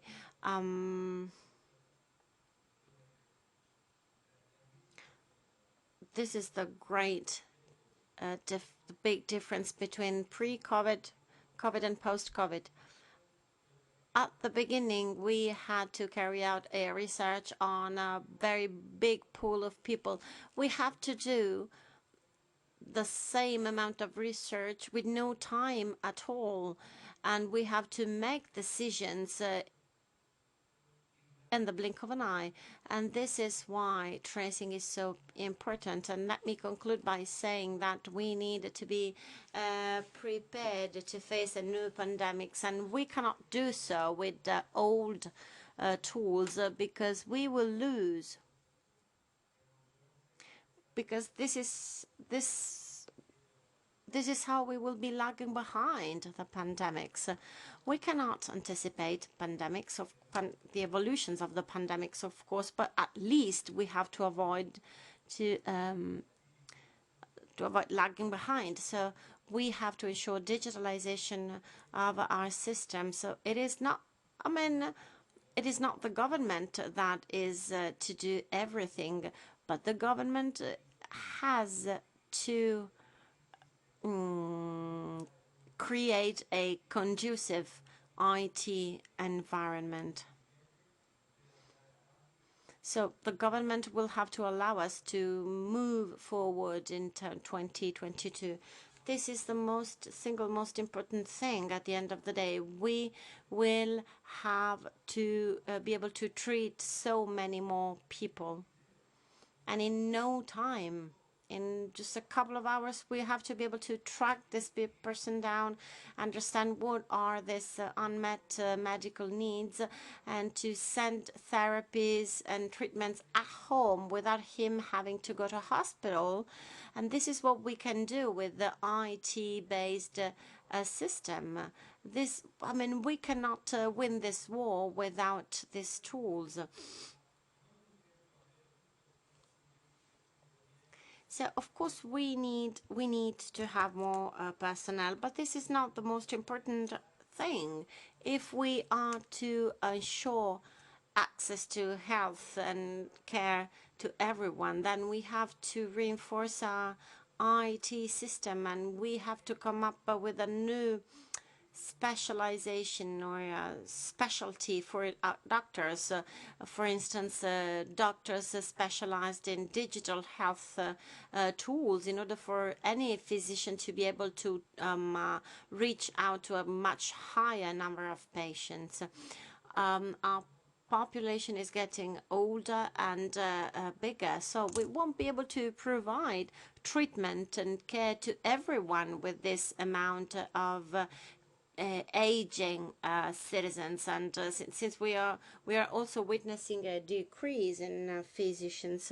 So for the next pandemics, I hope we have, be it monkeypox or COVID or other diseases, we will have to keep in mind two single goals: telemedicine and digitalization. Digital health, this has to be advanced.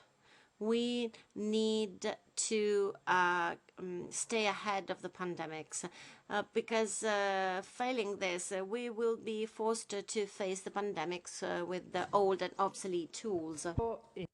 Thank you very much. And the floor is yours, Anna Meldolesi, biologist and journalist. We talked about communication as a crucial element during this pandemic, so we'll ask Anna for her considerations. You have to switch on your microphone so we can hear you. Can you hear me now? Yes. Perfect. Yes, well, certainly this pandemic will be studied for many years to come by communication specialists and communicating risks, because This was the first pandemic of the digital era, and we were overwhelmed by a flow of information that no one was able to really manage, and the signal was disturbed by sound, and there's a whole field that is dealing with studying this phenomenon by understanding how individuals filter this the information that is closest to them during this infodemic in obviously a series of terms, be it cultural or social elements and contexts. And many platforms have been created to spread information. Many already existed, and many polarize the considerations and thoughts. And many people remained silent, and they lost hope in some way. They lost trust because this pandemic also influenced the way in which we communicate and in which politics acts in some ways. We don't have a solution, and we didn't have a solution, and it will be interesting to follow this phenomenon, so-called big data, to understand how to manage emergencies during in the social age. I've also had to deal over the years with different situations and different threats, and I've been told that the perceived risk is equal to the potential or real damage of a specific phenomenon, but also the psychological reaction and impact of that threat. There are overestimated risks and underestimated risks, and communication should be able to manage this perception when we're dealing with a population that is divided into groups and not unified. This communication becomes more complicated. So considering the impact of social media, I think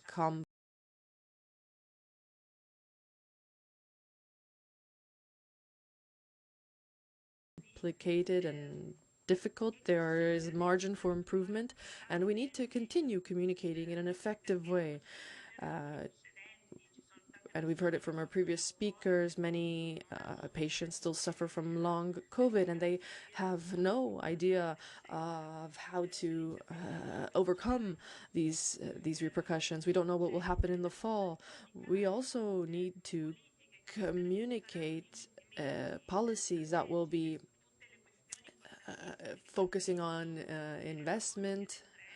And we've heard that from our speakers, our guest speakers from the UK and from Israel, investing in genome sequencing in many different fields in genetics. And we need to be able to communicate the importance of this research and these types of policies, because they need to be set up now. Even if we want to forget and put this all in the past, we have to learn from this experience, and maybe the best way to honor those who have passed away, but people in general, is to really learn from our experience and not forget everything that has happened over these past years. We've all made mistakes, starting from the World Health Organization and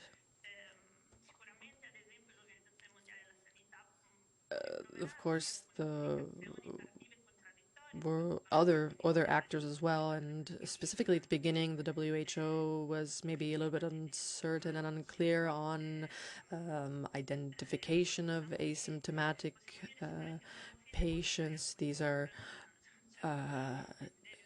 obviously these weren't indications that were led by deceit or intentional deceit. It was confusion from the beginning.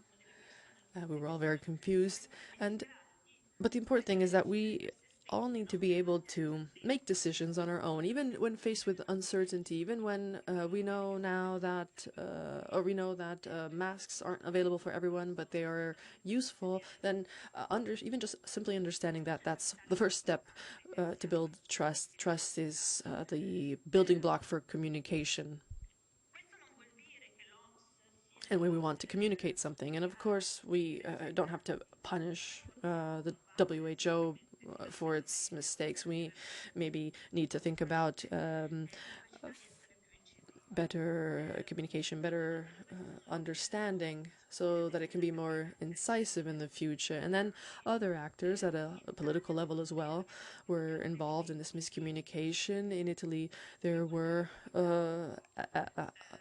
elements of vulnerability, and we don't have in Italy culture for science, a scientific culture, and knowing how to draw from scientific knowledge and insight and communicators to communicate that information and that knowledge that we have. And we also don't have a long history or culture of scientific committees that are free to speak and express themselves and act. And that was another element during the pandemic that was very important. And then, of course, we mustn't forget the media platform, which has an important role in communicating and giving a framework to the public, because we had this constantly changing information, and during that pandemic, it was something that we were learning to deal with day by day. And very often there was finger pointing, even in the media. And then the scientific community was a little bit confused. Many were more exposed themselves because they felt this responsibility. Others didn't as much, but there was a little bit of overlapping and confusion that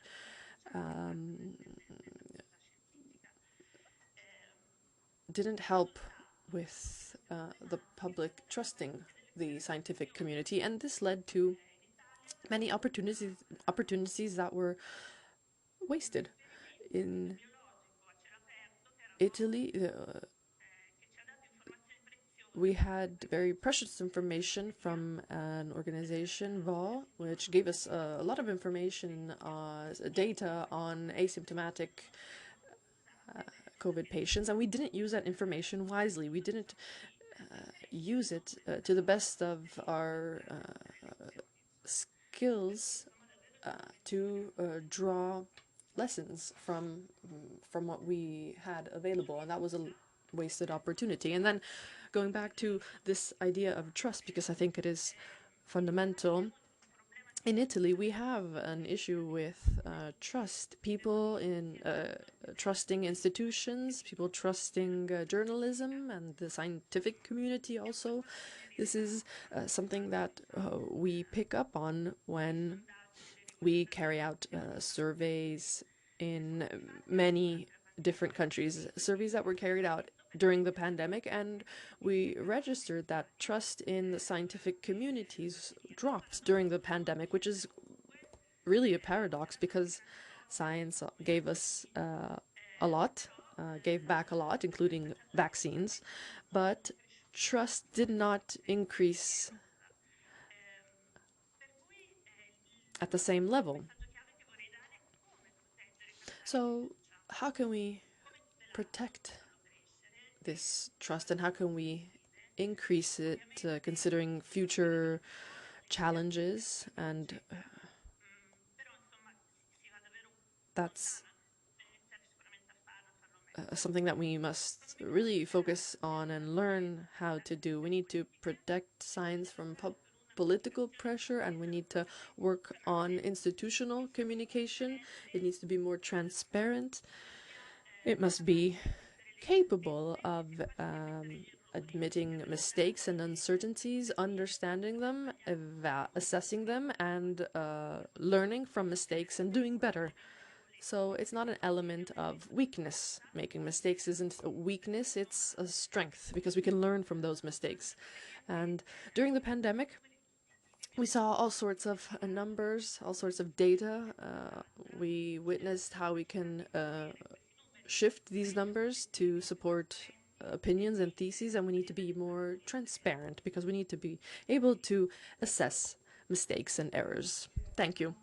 Thank you very much, Anna Mildolesi, and we will be going back to the UK with Giorgio Gilestro.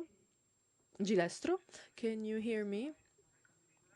Yes, I have a few slides that I would like to share with you.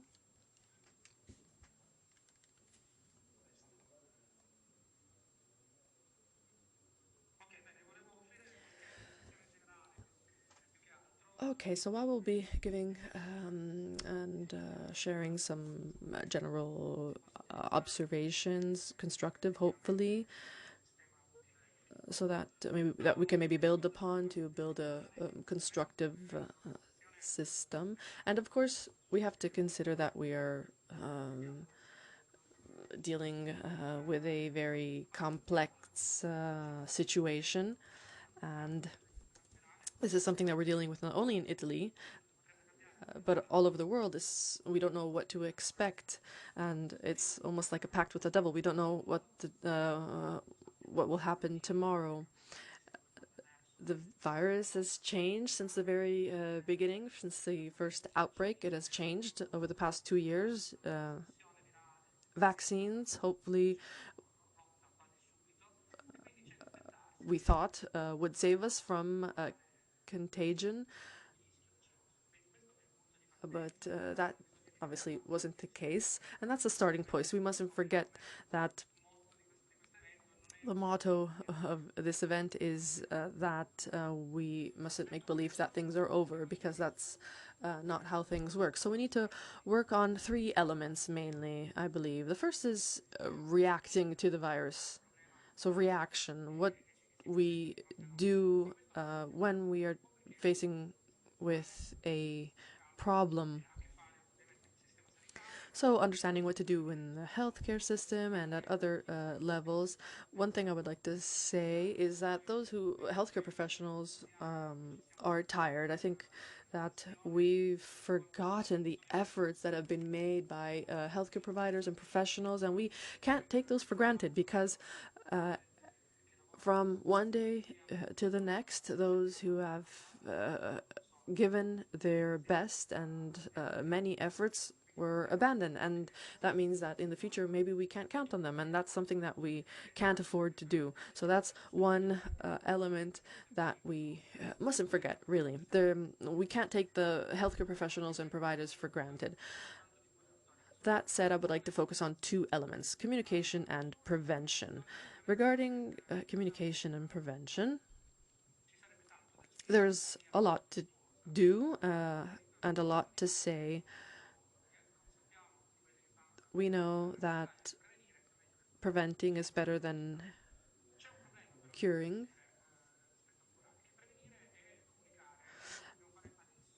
And prevention is something that we can do now. We can't wait and see. And this anticipation forces us to recognize the fact that the pandemic is not over. We all want to make believe that the pandemic is over, but we need to remember that that's not the case, and we need to focus on communication, because the pandemic is not over, and maybe we're not even halfway through it. We know that there are things to do, maybe less invasive things with a higher return on investment. But on the other, we don't want to do these things because we like to live in a world where these things don't happen.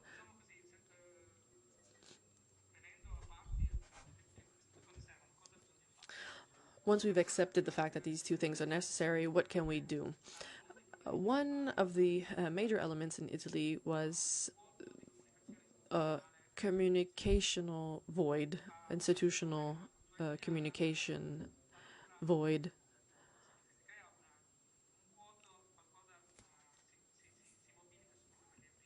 When there is a void in Italy, very often something happens to fill that void.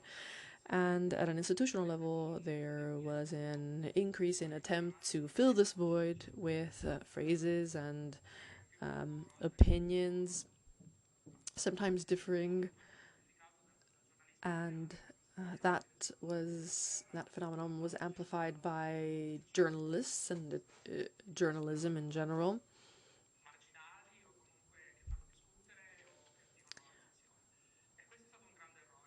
And that was a big mistake, because I think that created a lot of confusion. It allowed many actors to do more harm than good. So filling this void at an institutional level must be done in the correct way. Many other countries attempted to do that. They did so better than we did. And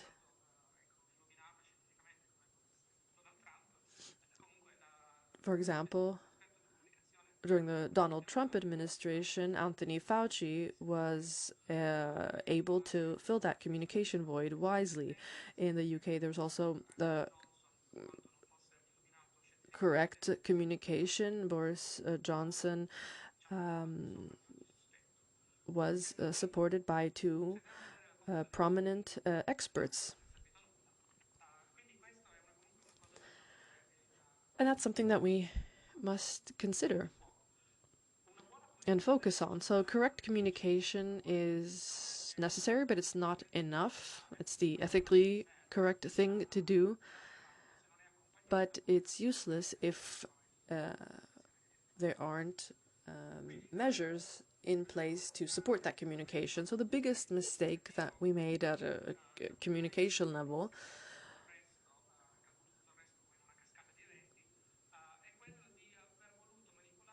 was to manipulate the costs associated to the pandemic. So a virus and a disease in general, and in this case, that pandemic led to a certain cost expenditure, and that can be considered in terms of human loss, human life, stress on the healthcare system.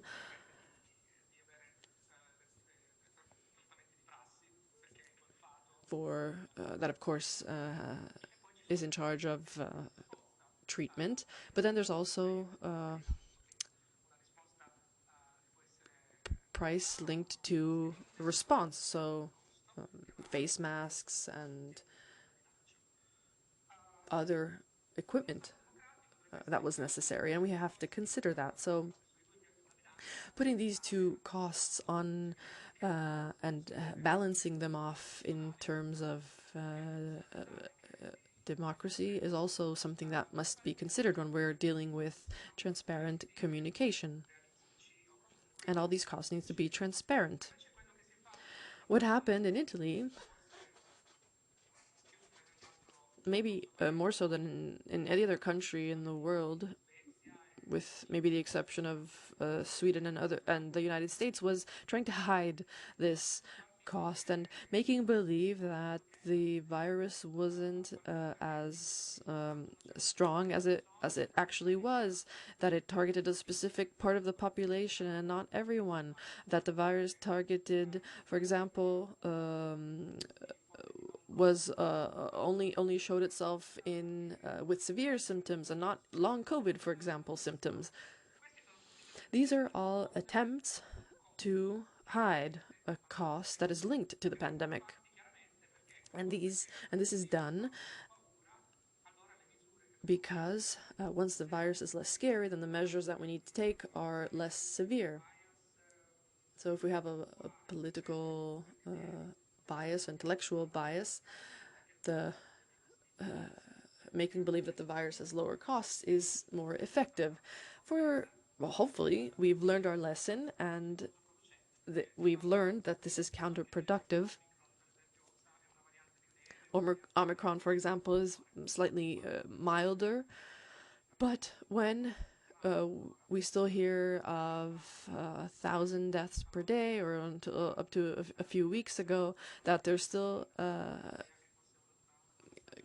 the virus is still going around and there's still contagion, and this conviction is destroyed, then there's no reason to diminish the threat of this pandemic. So what should we do?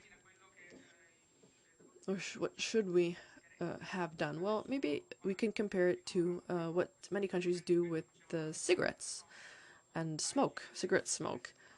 Nobody walks around saying that cigarettes are bad for you.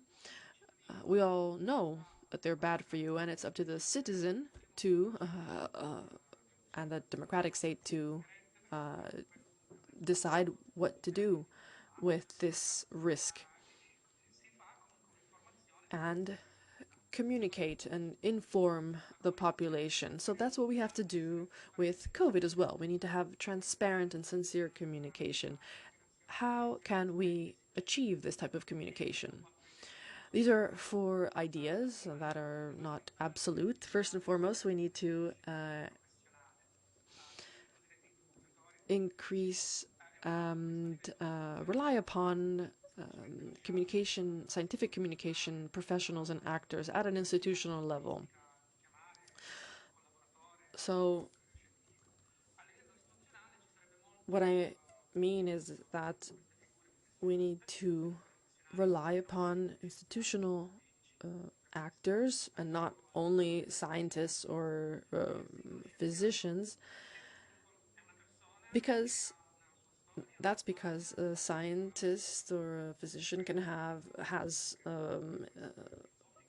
philosophical creed and a series of biases and doesn't necessarily represent the consensus of an entire community, whereas an institutional actor that meets with a team of experts, a group of people, can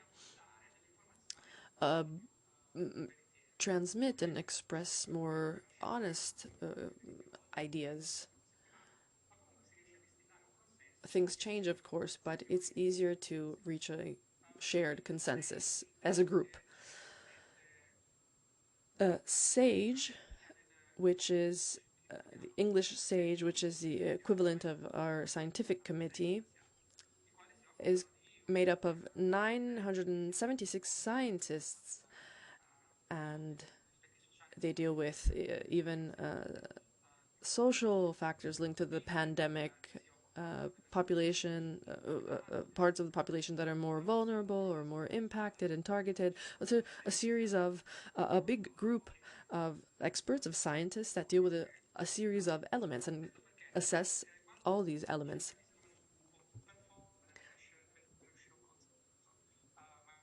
The benefit of having such a big group of experts is that they can share ideas and reach a shared consensus, and in that way we also avoid political figures. That isn't a problem only for Italy.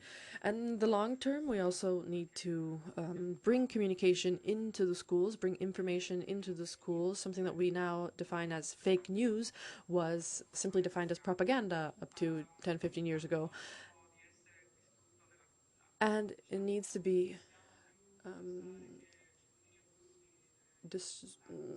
destroyed from the very beginning. We can't expect adolescents or teens to have a critical approach to information. We need to teach them how to identify information that is credible or not credible. And that's something that we need to do in the long term, but it is something that we must do. We also must increase opportunities for exchange, dialogue between lawmakers and scientists, and I refer specifically also to Italians who are working abroad, because they can bring back different perspectives and different experience, and these different experiences and perspectives have a significant value. We have a huge capital abroad that isn't used. We have Italian scientists that work in the best universities and research centers all over the world, and we should take advantage of that knowledge. And then lastly, at a European level, adopting a common, a shared communication that is in line and proportionate with the measures that are adopted. Unfortunately, the speaker is breaking up. We can't hear him very clearly.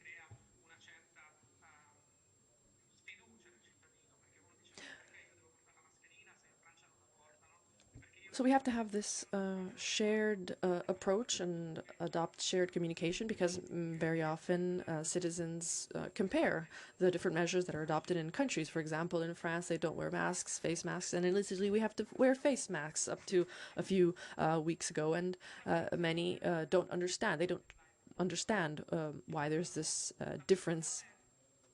And then going back to the other element, prevention. Prevention means learning how to look into the future and being able to deal with future threats. And that means things that we can do, and things that the citizen can do, things that the state can do. For example, there are less effective, less costly things that we can do as citizens, and then there are things that the state can do that are maybe more effective but also more costly and more expensive. So we need to find a balance between these two extremes. And in 2020, the state was the only actor who was able and in charge to decide what could and couldn't be done with lockdowns, for example, and then shifted to what we are experiencing nowadays, where we no longer have a state that is making decisions, and citizens are made more responsible. Masks are not worn, but the citizen is not mandatory, but the citizen can decide whether they want to wear a mask or not wear a mask. And we can see a similarity with climate change. Many decide to no longer eat meat. They ride bicycles and not drive cars. We try to make some sort of impact and do something in that sense, but it doesn't really have a significant impact at a global level. And this is a similar situation. What's the risk? The risk is that if we focus action on a single individual, on citizens, we stigmatizing them. And so now there's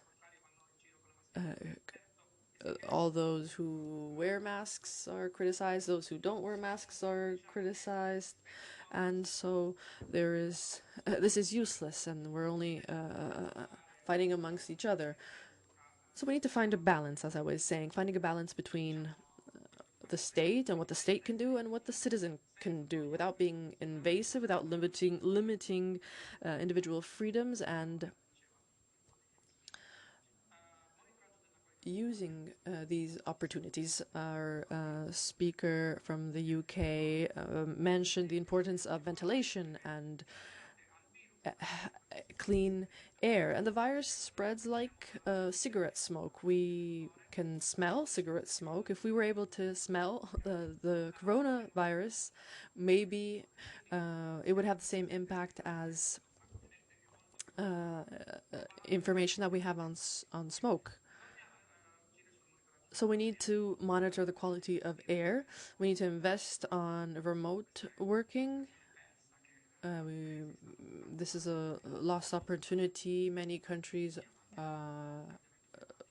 are not taking advantage of this technology.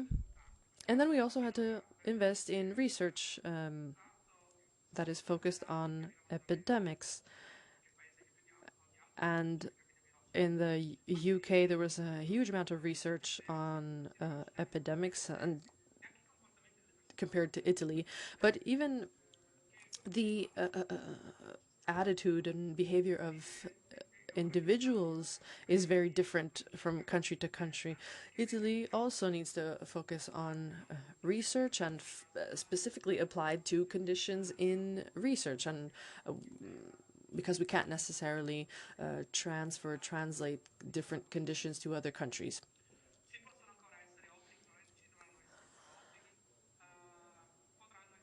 We also need to maintain restrictions and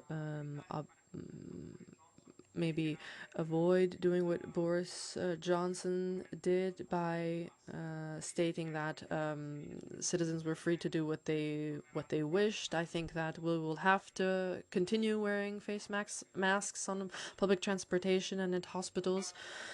I think that's something that will have to come back.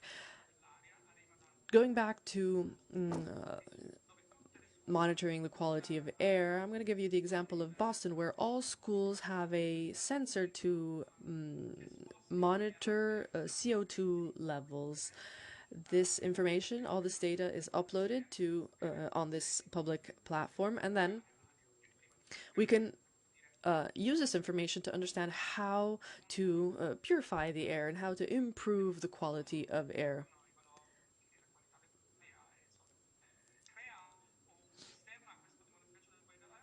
Air quality monitoring creates a transparent system that is using open data that doesn't limit individual freedoms, and the state can understand how to act in a non-invasive way without limiting individual freedoms.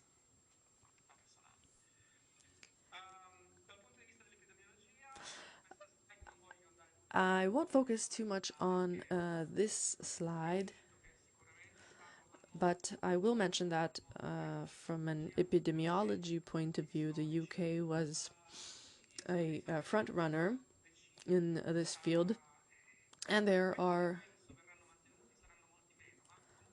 a series of studies, monitoring studies. We have the knowledge, and we can learn from what was done in the UK at a European level. This is my last slide. Where do future risks come from? We're talking about mutations of COVID, monkeypox. I think that the biggest risk is zoonosis. So that's probably the biggest threat. It can infect dogs and cats and giraffes. Omicron almost lost the ability to infect bats, but it acquired the ability to infect rats, for example. So in New York, all rats have, in the sewage system in New York, all rats have COVID, and this is a huge risk. And zoonosis is very worrying because a disease that can come from a bat or any other animal will be very different from sun scope 2. It will be a sun scope 3, and that's where we're going to have to start all over again, and we can't afford to do that. Thank you very much. Grazie. Thank you so much. Thank you for gifting us this picture. We were commenting with Mrs. Lorenzina, that specific mouse is way nicer than the ones we normally bump into in Rome. Now, we talked about how to vaccinate the world, and also the fact that we need to disseminate a wider awareness on the need to vaccinate, and so we decided to reach out to Fabrizio Chiodo from the Finlay Institute for him to tell us something more. Thank you. Let me thank the Left Wing Association for picking my name to tell us what we did in Cuba. And let me also thank Matteo Orfini for having me. This is not a competition, as my colleague from Israel said. In other words, what I want to show you is what a developing country managed to do to mitigate infections and deaths during the pandemics. I spoke to children on the same issue, and I showed kids pictures that were not immediately clear. So let me tell you this: in high-income countries, 3 people out of 4 are vaccinated, while in low-income countries, just 1 person out of 6 has been vaccinated. So at the end, it all boils down to social justice among children affected by malnutrition. The likelihood of getting COVID and other variants is way higher. So thinking about the world as a whole is very important, and this is what the New York Times reminded us of with this coronavirus vaccine tracker. These are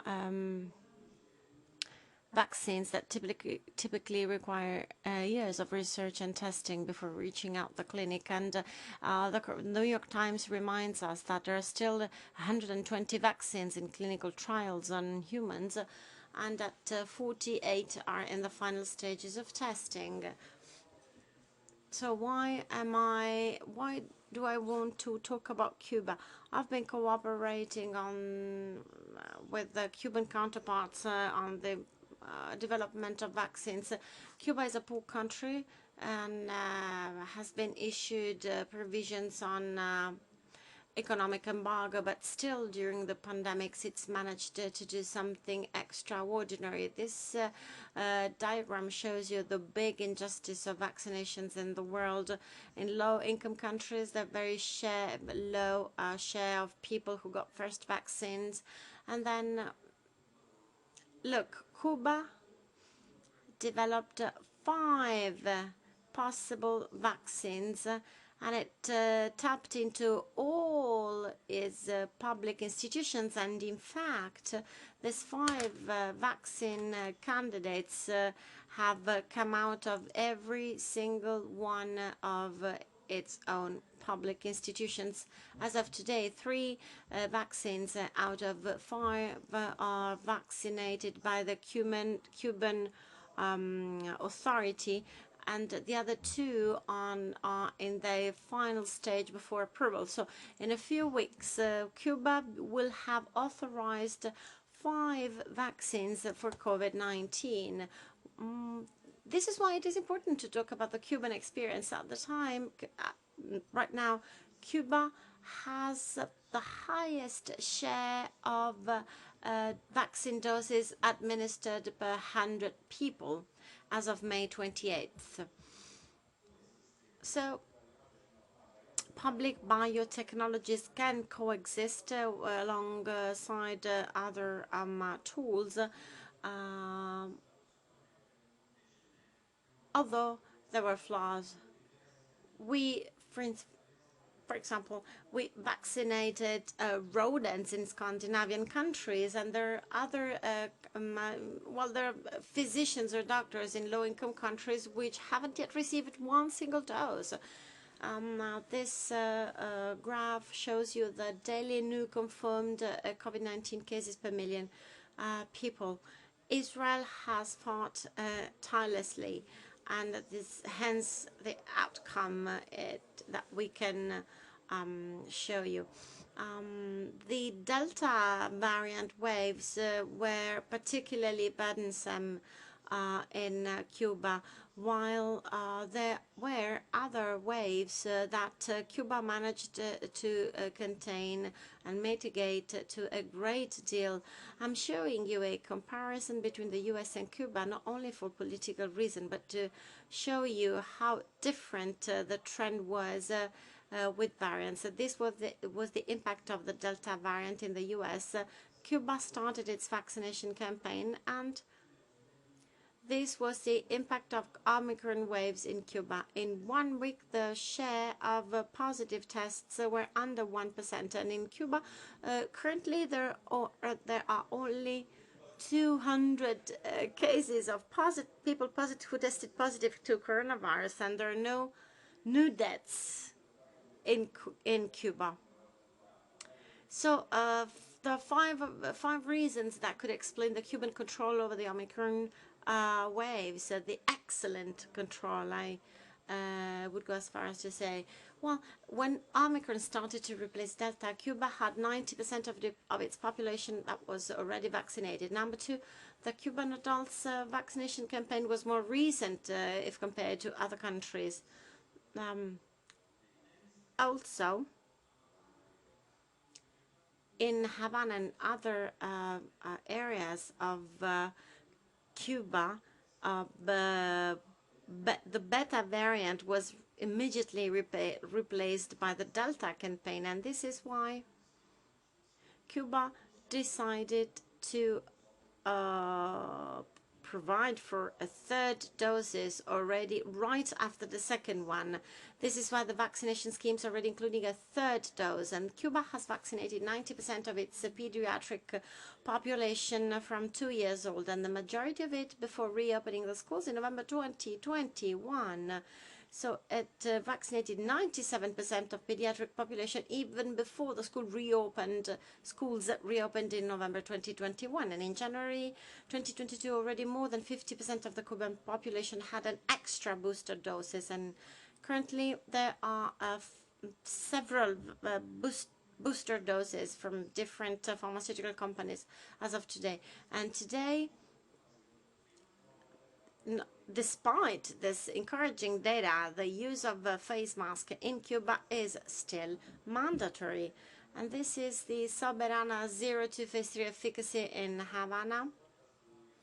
As I said, the Beta variant was replaced by the Delta variant, and it showed a 92% effectiveness rate. These are data under revision for publication on the Lancet.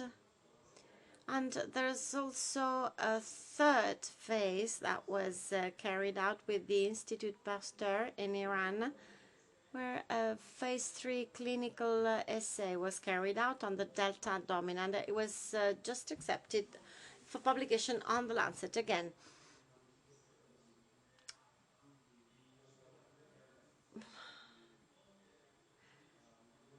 Now, the Cuban doctors have assisted the Italian operators in the midst of the pandemic, but one more outcome of such a cooperation was this booster dose of Soberana Plus in subjects pre-vaccinated with mRNA or adenoviral vector vaccines, and this is how we have cooperated with Cuban counterparts at the Ospedale Amodeo di Savoia of Turin. And that data was presented in Turin in March 22, and the manuscript is currently under preparation because we had to add more data from the Omicron variant. So pediatric vaccination was indeed the key. And every spot here was a kid that was vaccinated. The higher the number, the higher the quality of these antibodies in neutralizing the virus. The Soberana 02 technology has a special technology that taps into the optimization of immune system resources in children.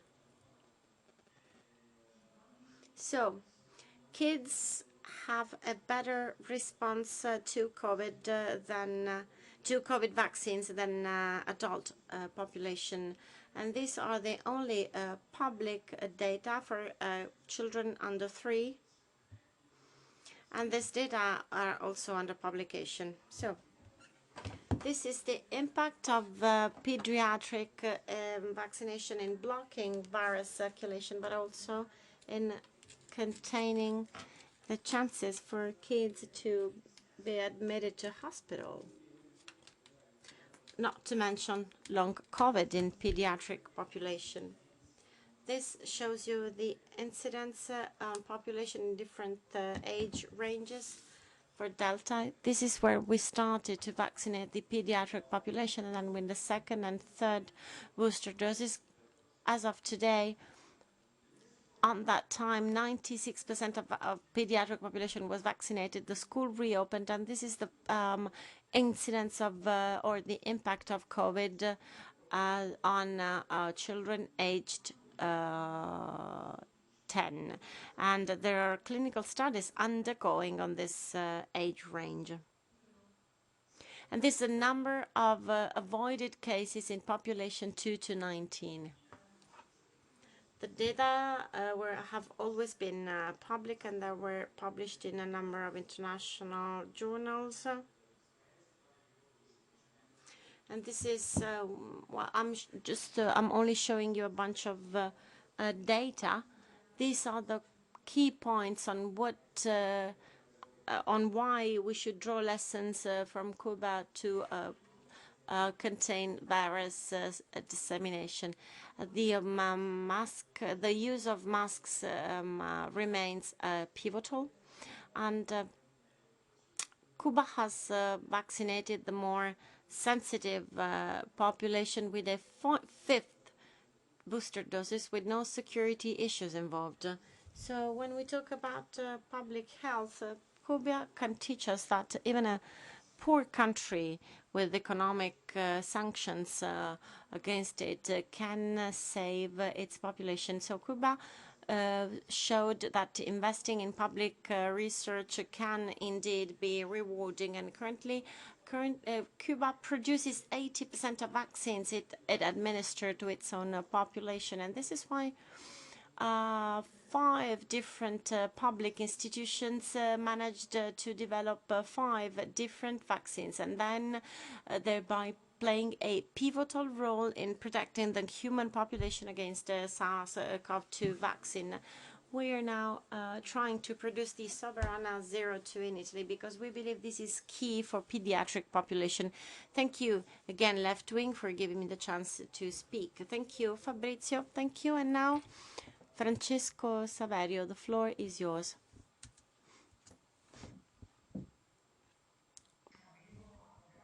Thank you for having me. I myself have a short presentation to tell you something more about the point of view of medicine and work. My own presentation deals with my professional activity. I am an occupational doctor, and even though I will also touch upon general aspects that, in other words, lessons to be learned from the SARS-CoV-2 pandemics. Hi, I hope you can all see my screen.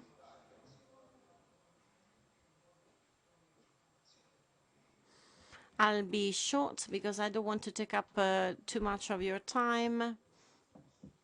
So, what happened? What are the things that we should remember from the pandemics and its impact on healthcare services? At the beginning of March 2020, in the Emilia-Romagna region,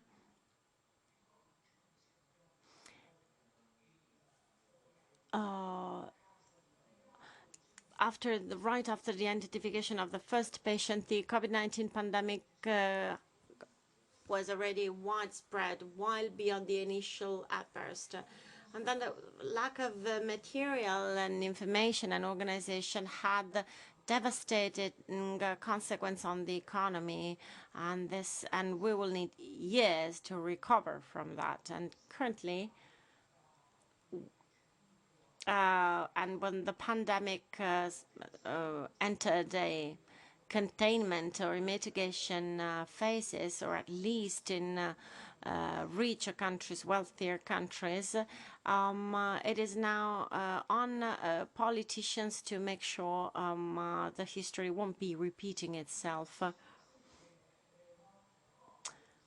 We often talk about people who died of COVID-19. However, the pandemics had other serious consequences, and this include loneliness during hospital admissions and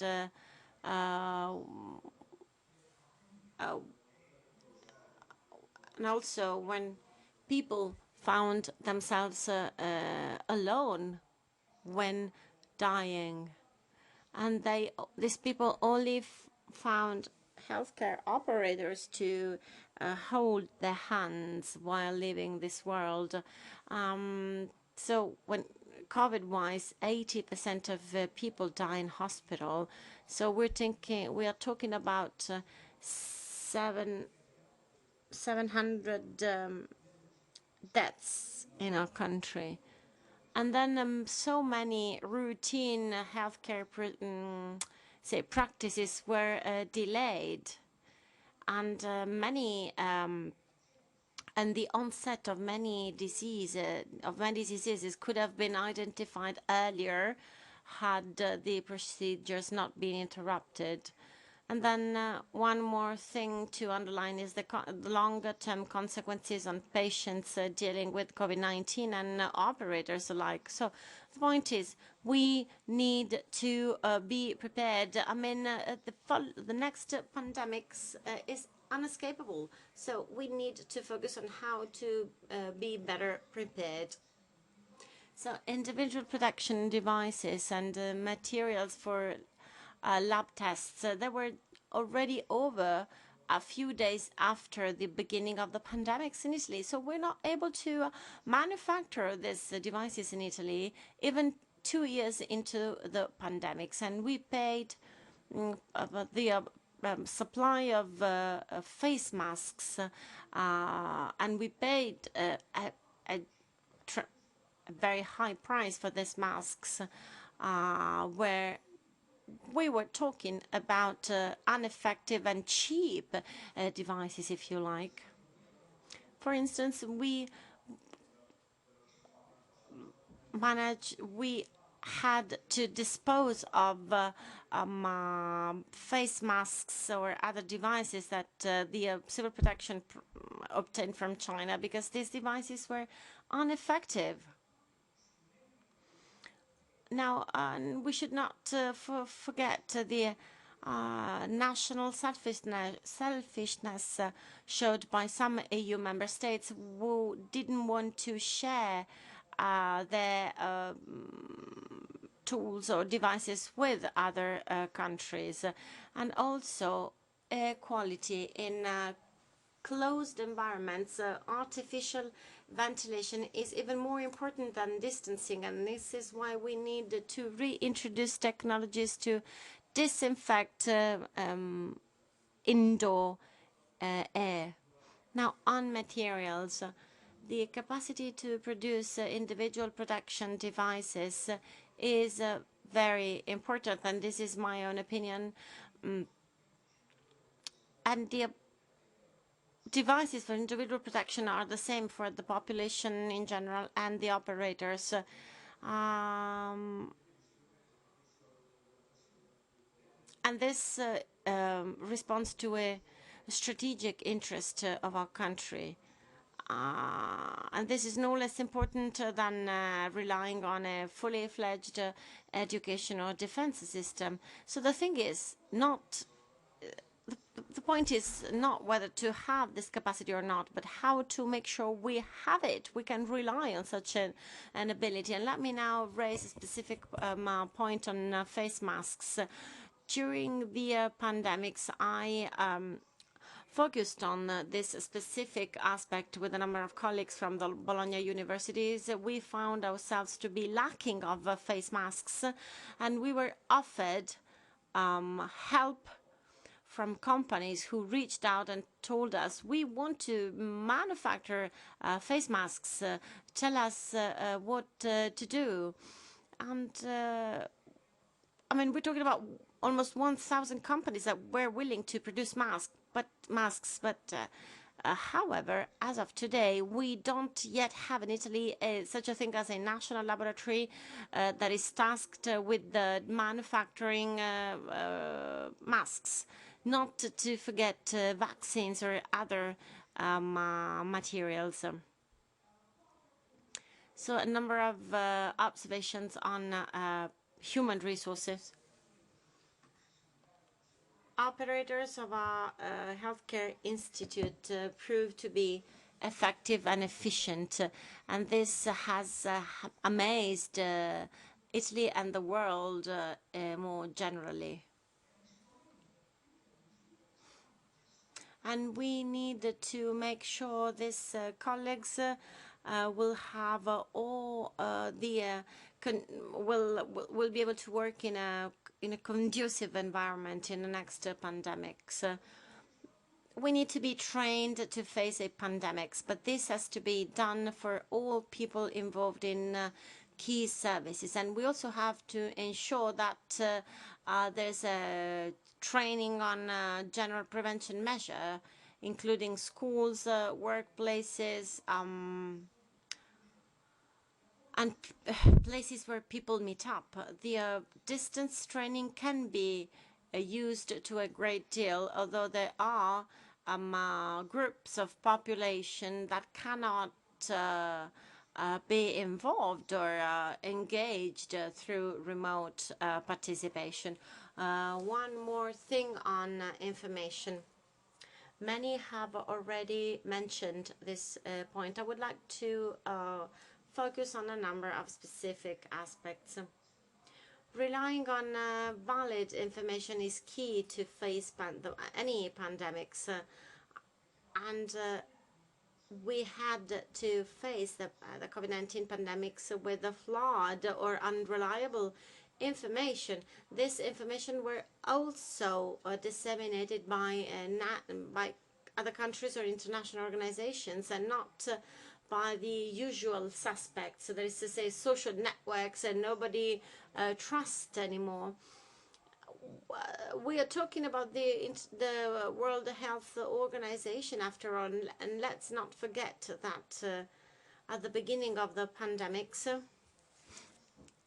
the WHO would still claim that the virus would only be transmitted by sick people.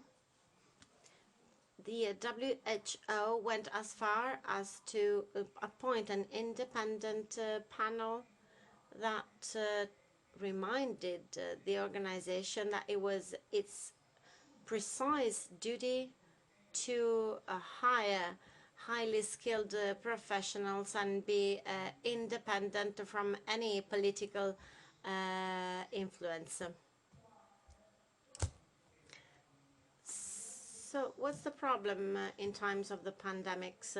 Healthcare authorities and government are found themselves in a position to make timely decisions in times of uncertainty. So sometimes they're forced to make decisions on issues they're not sure about. So we need to be able to rely on high quality information, and we have to make sure decision-making processes are transparent and accountable. We already know what are the information we would have needed to better manage the pandemics, and so we must roll up our sleeves now in order for this information to be available when we will need them.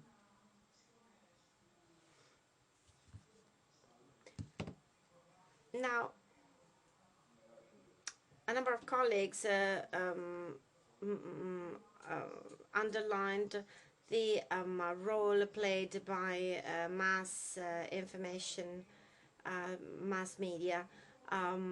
They have a duty to disseminate vetted opinion, while during the talk shows, during the pandemics, there were talk shows which would host stakeholders claiming to have obtained information which was in fact unvetted. So experts too disoriented the public opinion, but we should overcome this problem by reaching out to certified scientific associations. They are in the best position to provide evidence-based summary information to be disseminated to the public. And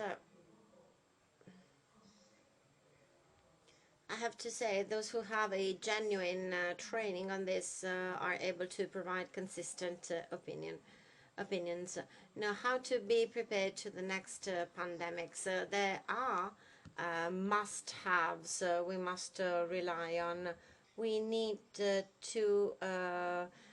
be able to rely on strategic assets, and we need to be able to produce these strategic tools, and we have to make sure state levels and the peripheral levels are better integrated. I mean, at the end of the day, we were forced to appoint a commissioner, and this is in stark demonstration that the system wasn't prepared to face the consequences of a pandemic. So, in other words, we don't need someone to lecture us and tell us what to do. We need to be able to periodically test how ready our infrastructures are to face a pandemics of this magnitude. And we need to train the population at all levels. Very last point, we need to make sure the economy doesn't stop. Occupational medicine can play a pivotal role in this respect. And let me take this opportunity to greet MP Lorenzini, who will be closing this session. Let me remind you that in 2017, as the chairman of the Italian Society of Occupational Medicine, and Minister Lorenzin signed an MOU that was especially fruitful because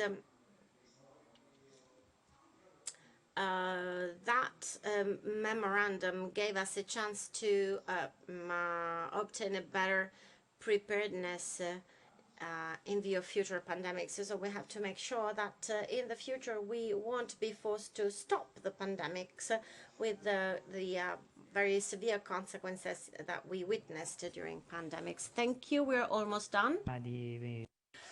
Before our closing remarks with Beatrice Lorenzin, we will hear from Andrea Crisanti, who is the director of the Department of Molecular Medicine at the University of Padova. So we thank him for joining us this afternoon. Thank you, Matteo, for giving me the chance to share some reflections and adding to what has already been said. I didn't prepare presentation or slides, so I will just speak off the cuff. And what I would like to firstly focus on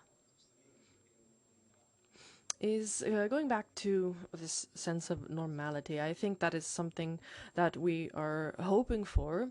That's our desire, those are our wishes. And I'm going to give the example of a story. In the 1900s, when we started having controlled statistics, there were 15,000 deaths by malaria in Italy. Today, we are losing 1,000 people a week. So we are basically going back to the early 1900s to see a similar situation with the infectious disease that is contributing to this increasing deaths. I wouldn't really consider this going back to normality, because our great-grandparents who experienced the malaria outbreak and one of the biggest emergencies in the history of Italy and globally, we have to consider within this framework our ability to limit contagion, and that means social distancing, wearing face masks, and then of course vaccines, which played a fundamental role in this limiting of contagion. Of course, there are a series of factors that must be considered. Firstly, the ability of the virus to mutate, to change. No one knows what the next virus will be, but we have enough information to understand in what direction the virus is going.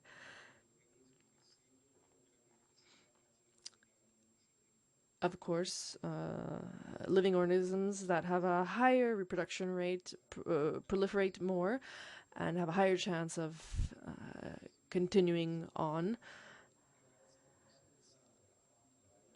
We shifted from the first variant that had a very low transmission rate, that was around 2, to this variant that has a transmission rate of around 4. So it's a very different type of transmission and spreading of the virus. This happens very often for infectious diseases.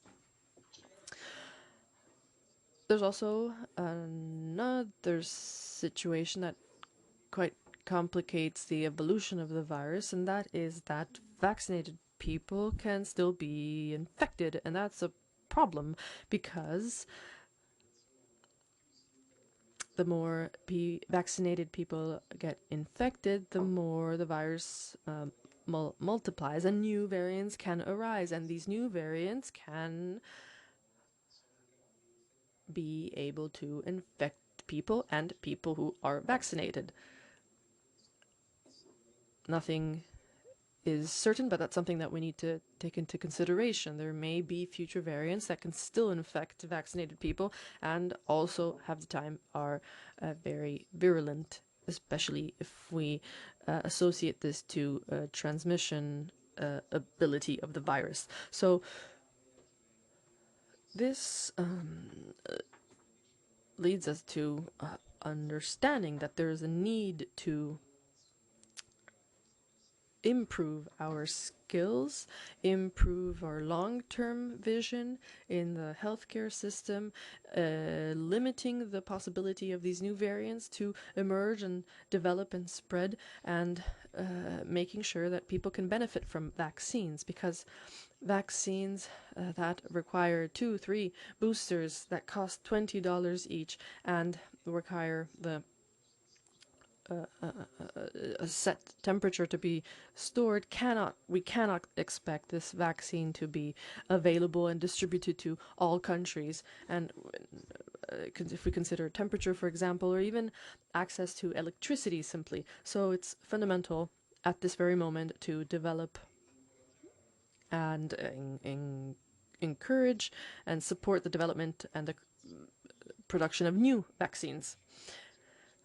I am happy to see that there are many that are being studied and developed, but it's something that we need to focus on even in terms of investment. And we mustn't forget that measles and polio were destroyed in some way thanks to a vaccine, a single-dose vaccine that cost only $1 a dose, and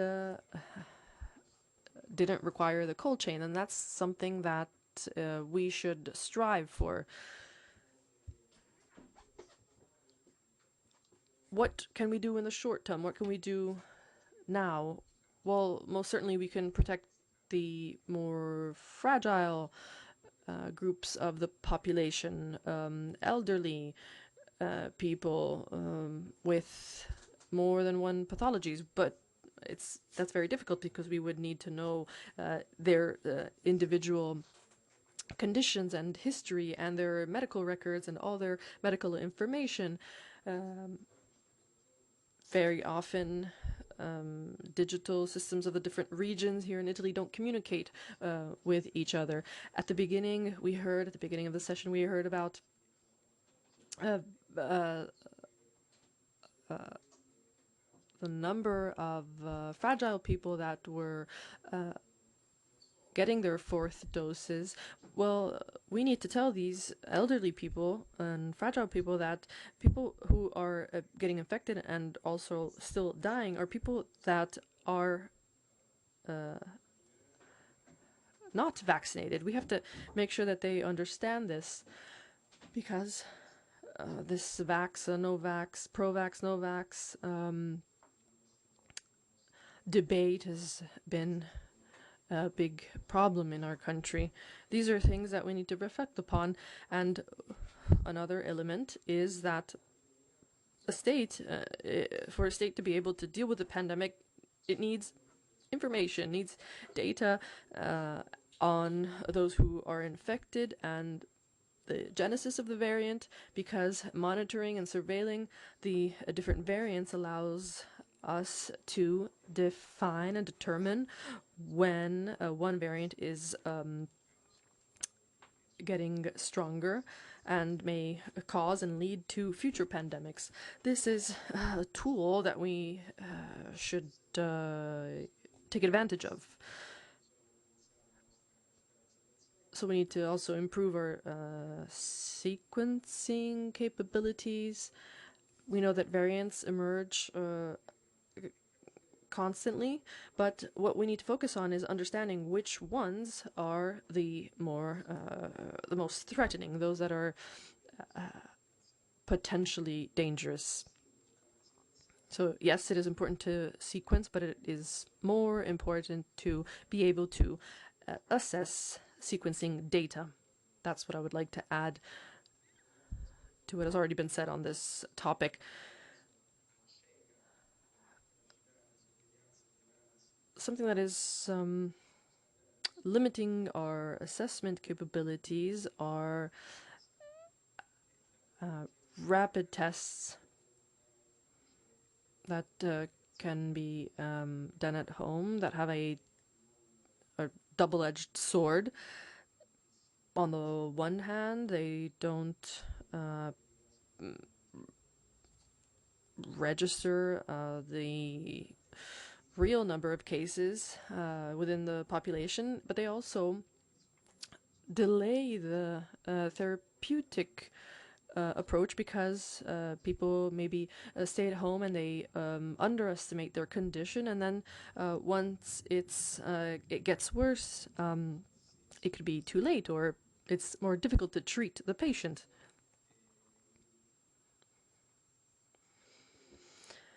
So rapid tests are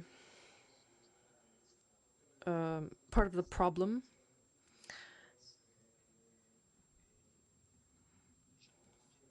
Maybe they could be complemented by random analysis campaigns, random testing campaigns, to understand what the proportion of the population that is actually infected is. For example, what they're doing in the UK.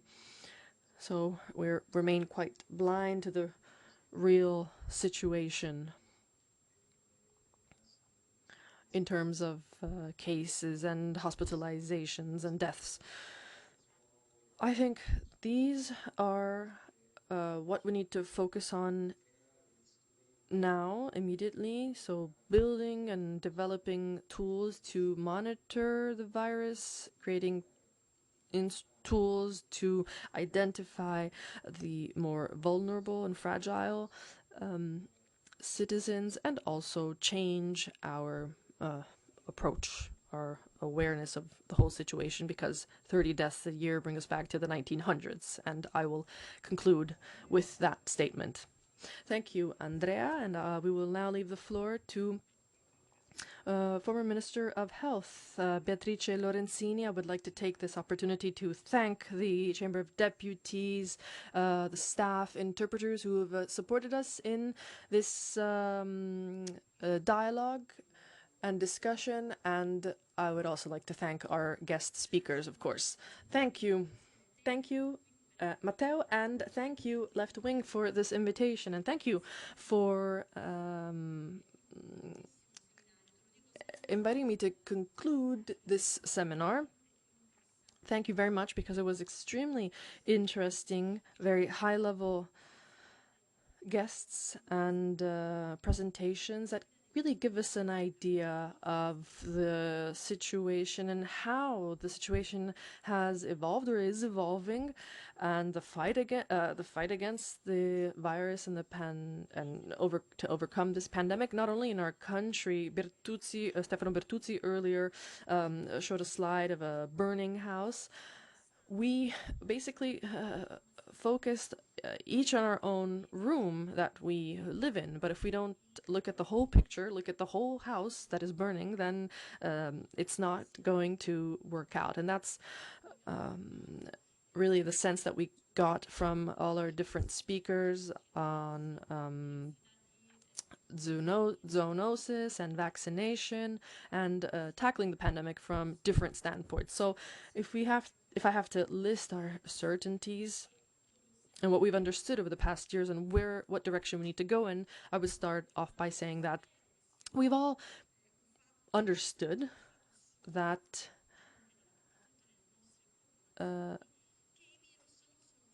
viruses aren't local.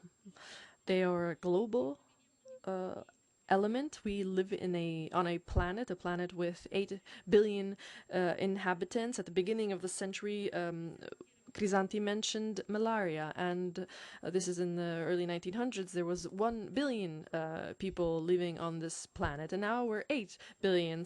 And we all live close together. We're moving around the planet. It used to take weeks to travel from one end of the globe to the other, and now with planes it only takes us about a couple of days or a week. And viruses travel first class. This is what this pandemic has demonstrated. And we can make believe that things won't happen, but eventually things do. And climate change, we've seen, and scientific studies have demonstrated, that climate change, along with other factors that we mentioned earlier, are a time bomb. And we shouldn't expect a virus traveling through zoonosis. Maybe the next one will come from rats or migratory birds, for example,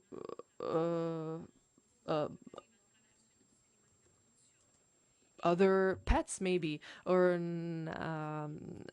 after stomatitis. We don't know. We woke up from a long slumber that lasted over 70 years, thinking that this was an emergency that we could control and limit in a specific geographic region, a continent, and underestimated the severity of the pandemic. And then we were faced with the perfect virus, airborne virus, with a very short incubation period that was very contagious and very lethal. So we lacked leadership. Global leadership was lacking. We were lacking understanding, but we've gained understanding now and experience, and we need to turn that into new opportunities. In Italy, a G7 country, leading in policies, that's a country that still has a universal healthcare system. We can't afford to not be in the forefront, because we are also among the very few countries that offer free treatment and medication to our citizens. So we need to do more. We need to be more resilient. We need to be able to transform our system based on the different threats that we may face, which will probably occur. So we've learned our lesson, and we need to keep going. We need to keep vaccinating, keep tracing our citizens in our nations, in our continents, and we cannot underestimate and not consider what is happening on the other side of the Mediterranean, what is happening in Africa. We can't afford to underestimate those threats, which can, these are threats that can potentially lead to new pandemics and new economic crises and then spillovers. We have the tools to monitor. Italy has the IRCS, and we have a series of elements that we can build upon, and we can build our response based on these tools. All the speakers have said that we've done the assessment. We know how viruses come about. We know the risks involved. We've gained experience. We have the tools. We have vaccines. We were able to develop vaccines in a very few months, and there are others in the trial phase. Now we need to understand how to capitalize on that experience. One thing we certainly mustn't do is something that we do typically in Italy is forget all of this that we've learned. We have because there will be a new emergency. We heard talk shows talking constantly about COVID. We mentioned communication. Now we don't talk about COVID anymore. It's gone. We've forgotten about it, but we know that it's not, because 100 deaths a day is still happening, and it's not shocking anymore. But those are 100 people that are dying in our country every day, every single day. That's more than 30,000 a year. But talk shows now are focusing on another topic, which is the war. This is another trauma. This is another disruption of our certainties, because we no longer have certainties, but we do have the toolkit, the toolbox, and the tools to rebuild this certainty and this trust, to be able to face these challenges. In this phase, preparedness is the key word. How do we manage future emergencies? How are we going to deal with these emergencies in the fall? We know what we need to do in the coming months. We know what we need to set up now so that we can achieve concrete results in the coming years. We need to be able to offer our citizens not the certainty that there will no longer be pandemics, but that we have the tools in place to be able to deal with the pandemic or an emergency promptly and effectively. So it's not only the healthcare system, but it's also the world of research. It's the world of science, of industry, it's the supply chain, regulation, investing in research, it's education and training of healthcare professionals, it's investing in fields that seem far apart but are actually intertwined, and it's also mass communication. It's about how we manage this communication, mass communication, and educate our citizens to science and training and a scientific culture that helps us understand these phenomena. So we know why we need to wear face masks, why we shouldn't underestimate certain information, why we need to follow rules and not see these as impositions, but as factors that protect us all. So this is a cultural shift that many have gone through, but others are still resisting. And we are constantly bombarded with this information on talk shows. Governments need to invest in this. We need to invest in education, in training, and scientific education and research. Something else we must do is invest in the healthcare system. We can't think that we can lower and reduce investment in the healthcare system. We need to increase this investment. We can't go back on our steps. So investing in the healthcare system means not funding the extraordinary events, but investing in the ordinary professionals and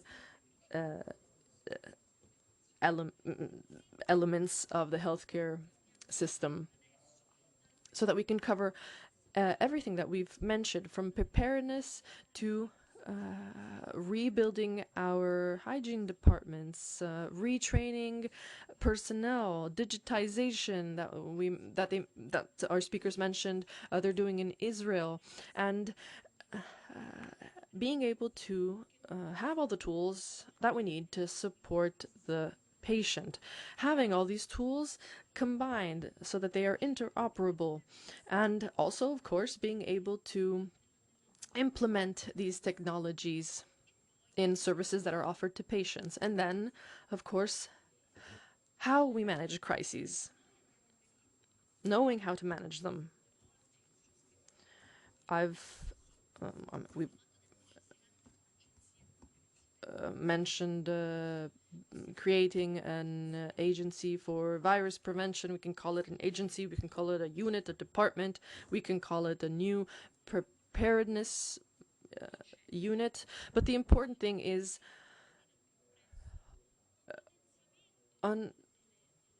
guaranteeing promptly, in an orderly fashion, how to prevent and manage viruses within cooperating with regions, and developing a more modern surveillance system, combining everything that we've said. Alert system surveillance in all departments, in all units, what were once called hygiene units, where we had people identifying possible threats and possible menacing viruses, understanding that there is a potential for infection, because we have a healthcare system that no longer focused, for the past 70 years, didn't focus on infection. We were focused on stroke management or other. We didn't even vaccinate our own children, not even mandatory vaccination. We had to release a decree to make a vaccination mandatory. So we lost this trust. We even lost the trust of healthcare providers, not only of our citizens. So we need to invest and readapt our systems. We mentioned readapting local policies. That means education, that means research. We mentioned sequencing, and we've invested millions of euros on sequencing, because if you don't sequence, you are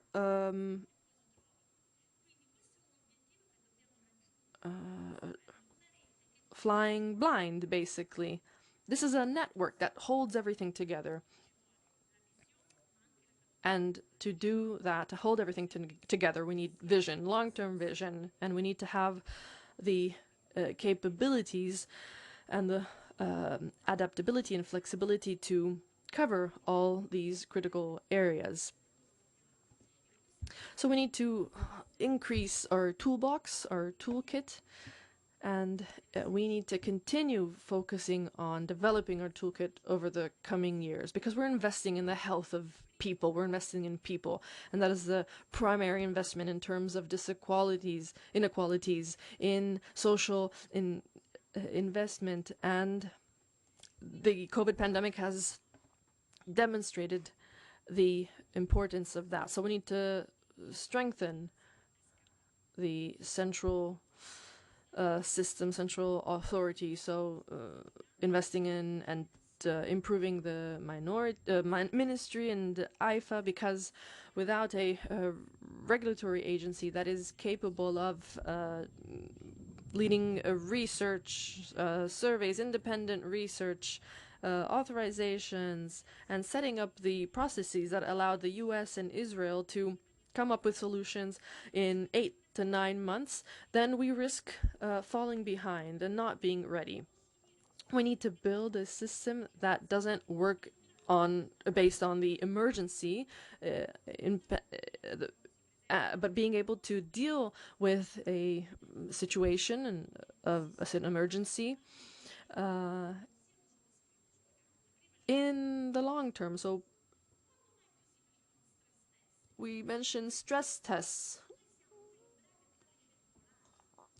We aren't good at doing stress tests here in Italy. I was supposed to be at a risk management seminar instead of being here, which focused on something else, but it didn't focus on decision making and prompt decision making, which I think is fundamental. So I'm going to cut short. I think that we need to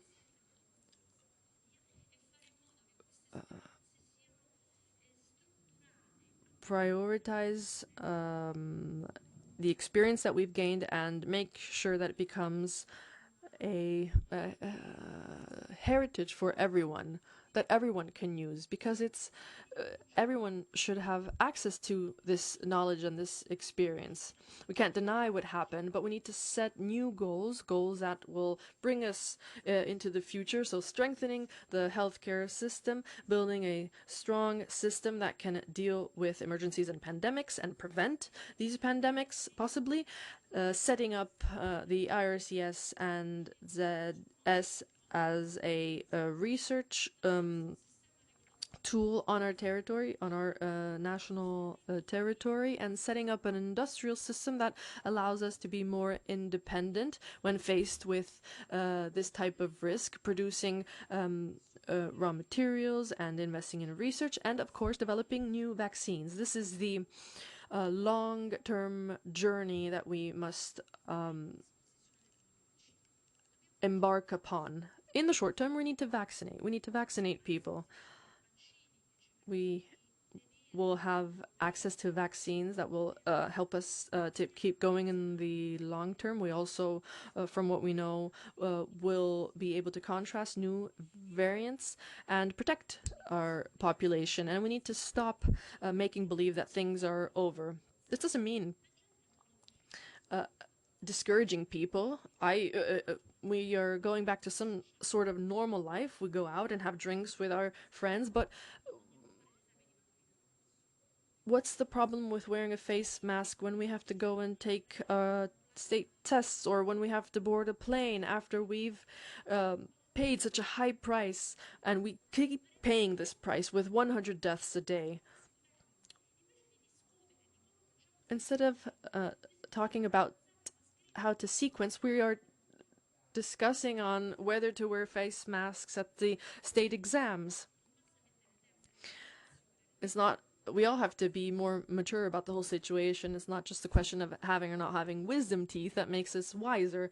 We need to think about this virus differently, not like previous viruses that they're just gone overnight. Because we need to be ready to accept the fact that it will not disappear overnight, and we need to be able to react. We have to be able, we need to be ready. For example, like last year, after the summer, that we were overwhelmed by a new wave of contagion of the virus, but this can't happen again. The first thing that was written in any type of statement on after the pandemic is that anyone has to wear face masks, even if you have a simple flu. The only people who did that, who used to do that in the past, were maybe Japanese tourists. But we need to understand that we are living with the virus, and we have the tools to deal with it. So we need to learn how to win this war with drugs, but also with other tools. We talked about ventilation, sanification, and sanitization. We said what we need to do. We need to set up these types of measures. We need to make sure that schools are healthy, a healthy environment where our children can go, because children spend most of their time there, and hospitals need to be clean. Schools need to work on prevention, even in terms of mental health, which is a very big issue resulting from this pandemic. Millions of people are suffering from mental issues. Neuropsychiatric cases are increasing. We have many challenges ahead of us. We can deal with them one by one, but we have to deal with all of them. But most importantly, we must do that with a new approach, because we know that the years ahead will be difficult, they will be complicated. Every generation has its hurdles. This is ours, so we need to be able to, we need to be aware of what our priorities are. We need to know how to deal with them, but we need to set those priorities, because everything can't be a priority. Investing in health and in education is certainly a priority, and we need to defend it as such in Italy and abroad. Thank you very much. Grazie Beatrice, grazie. Thank you, Beatrice. Thank you, everyone. And this marks the end of a very long afternoon. I hope you enjoyed it anyway. Bye-bye and thank you.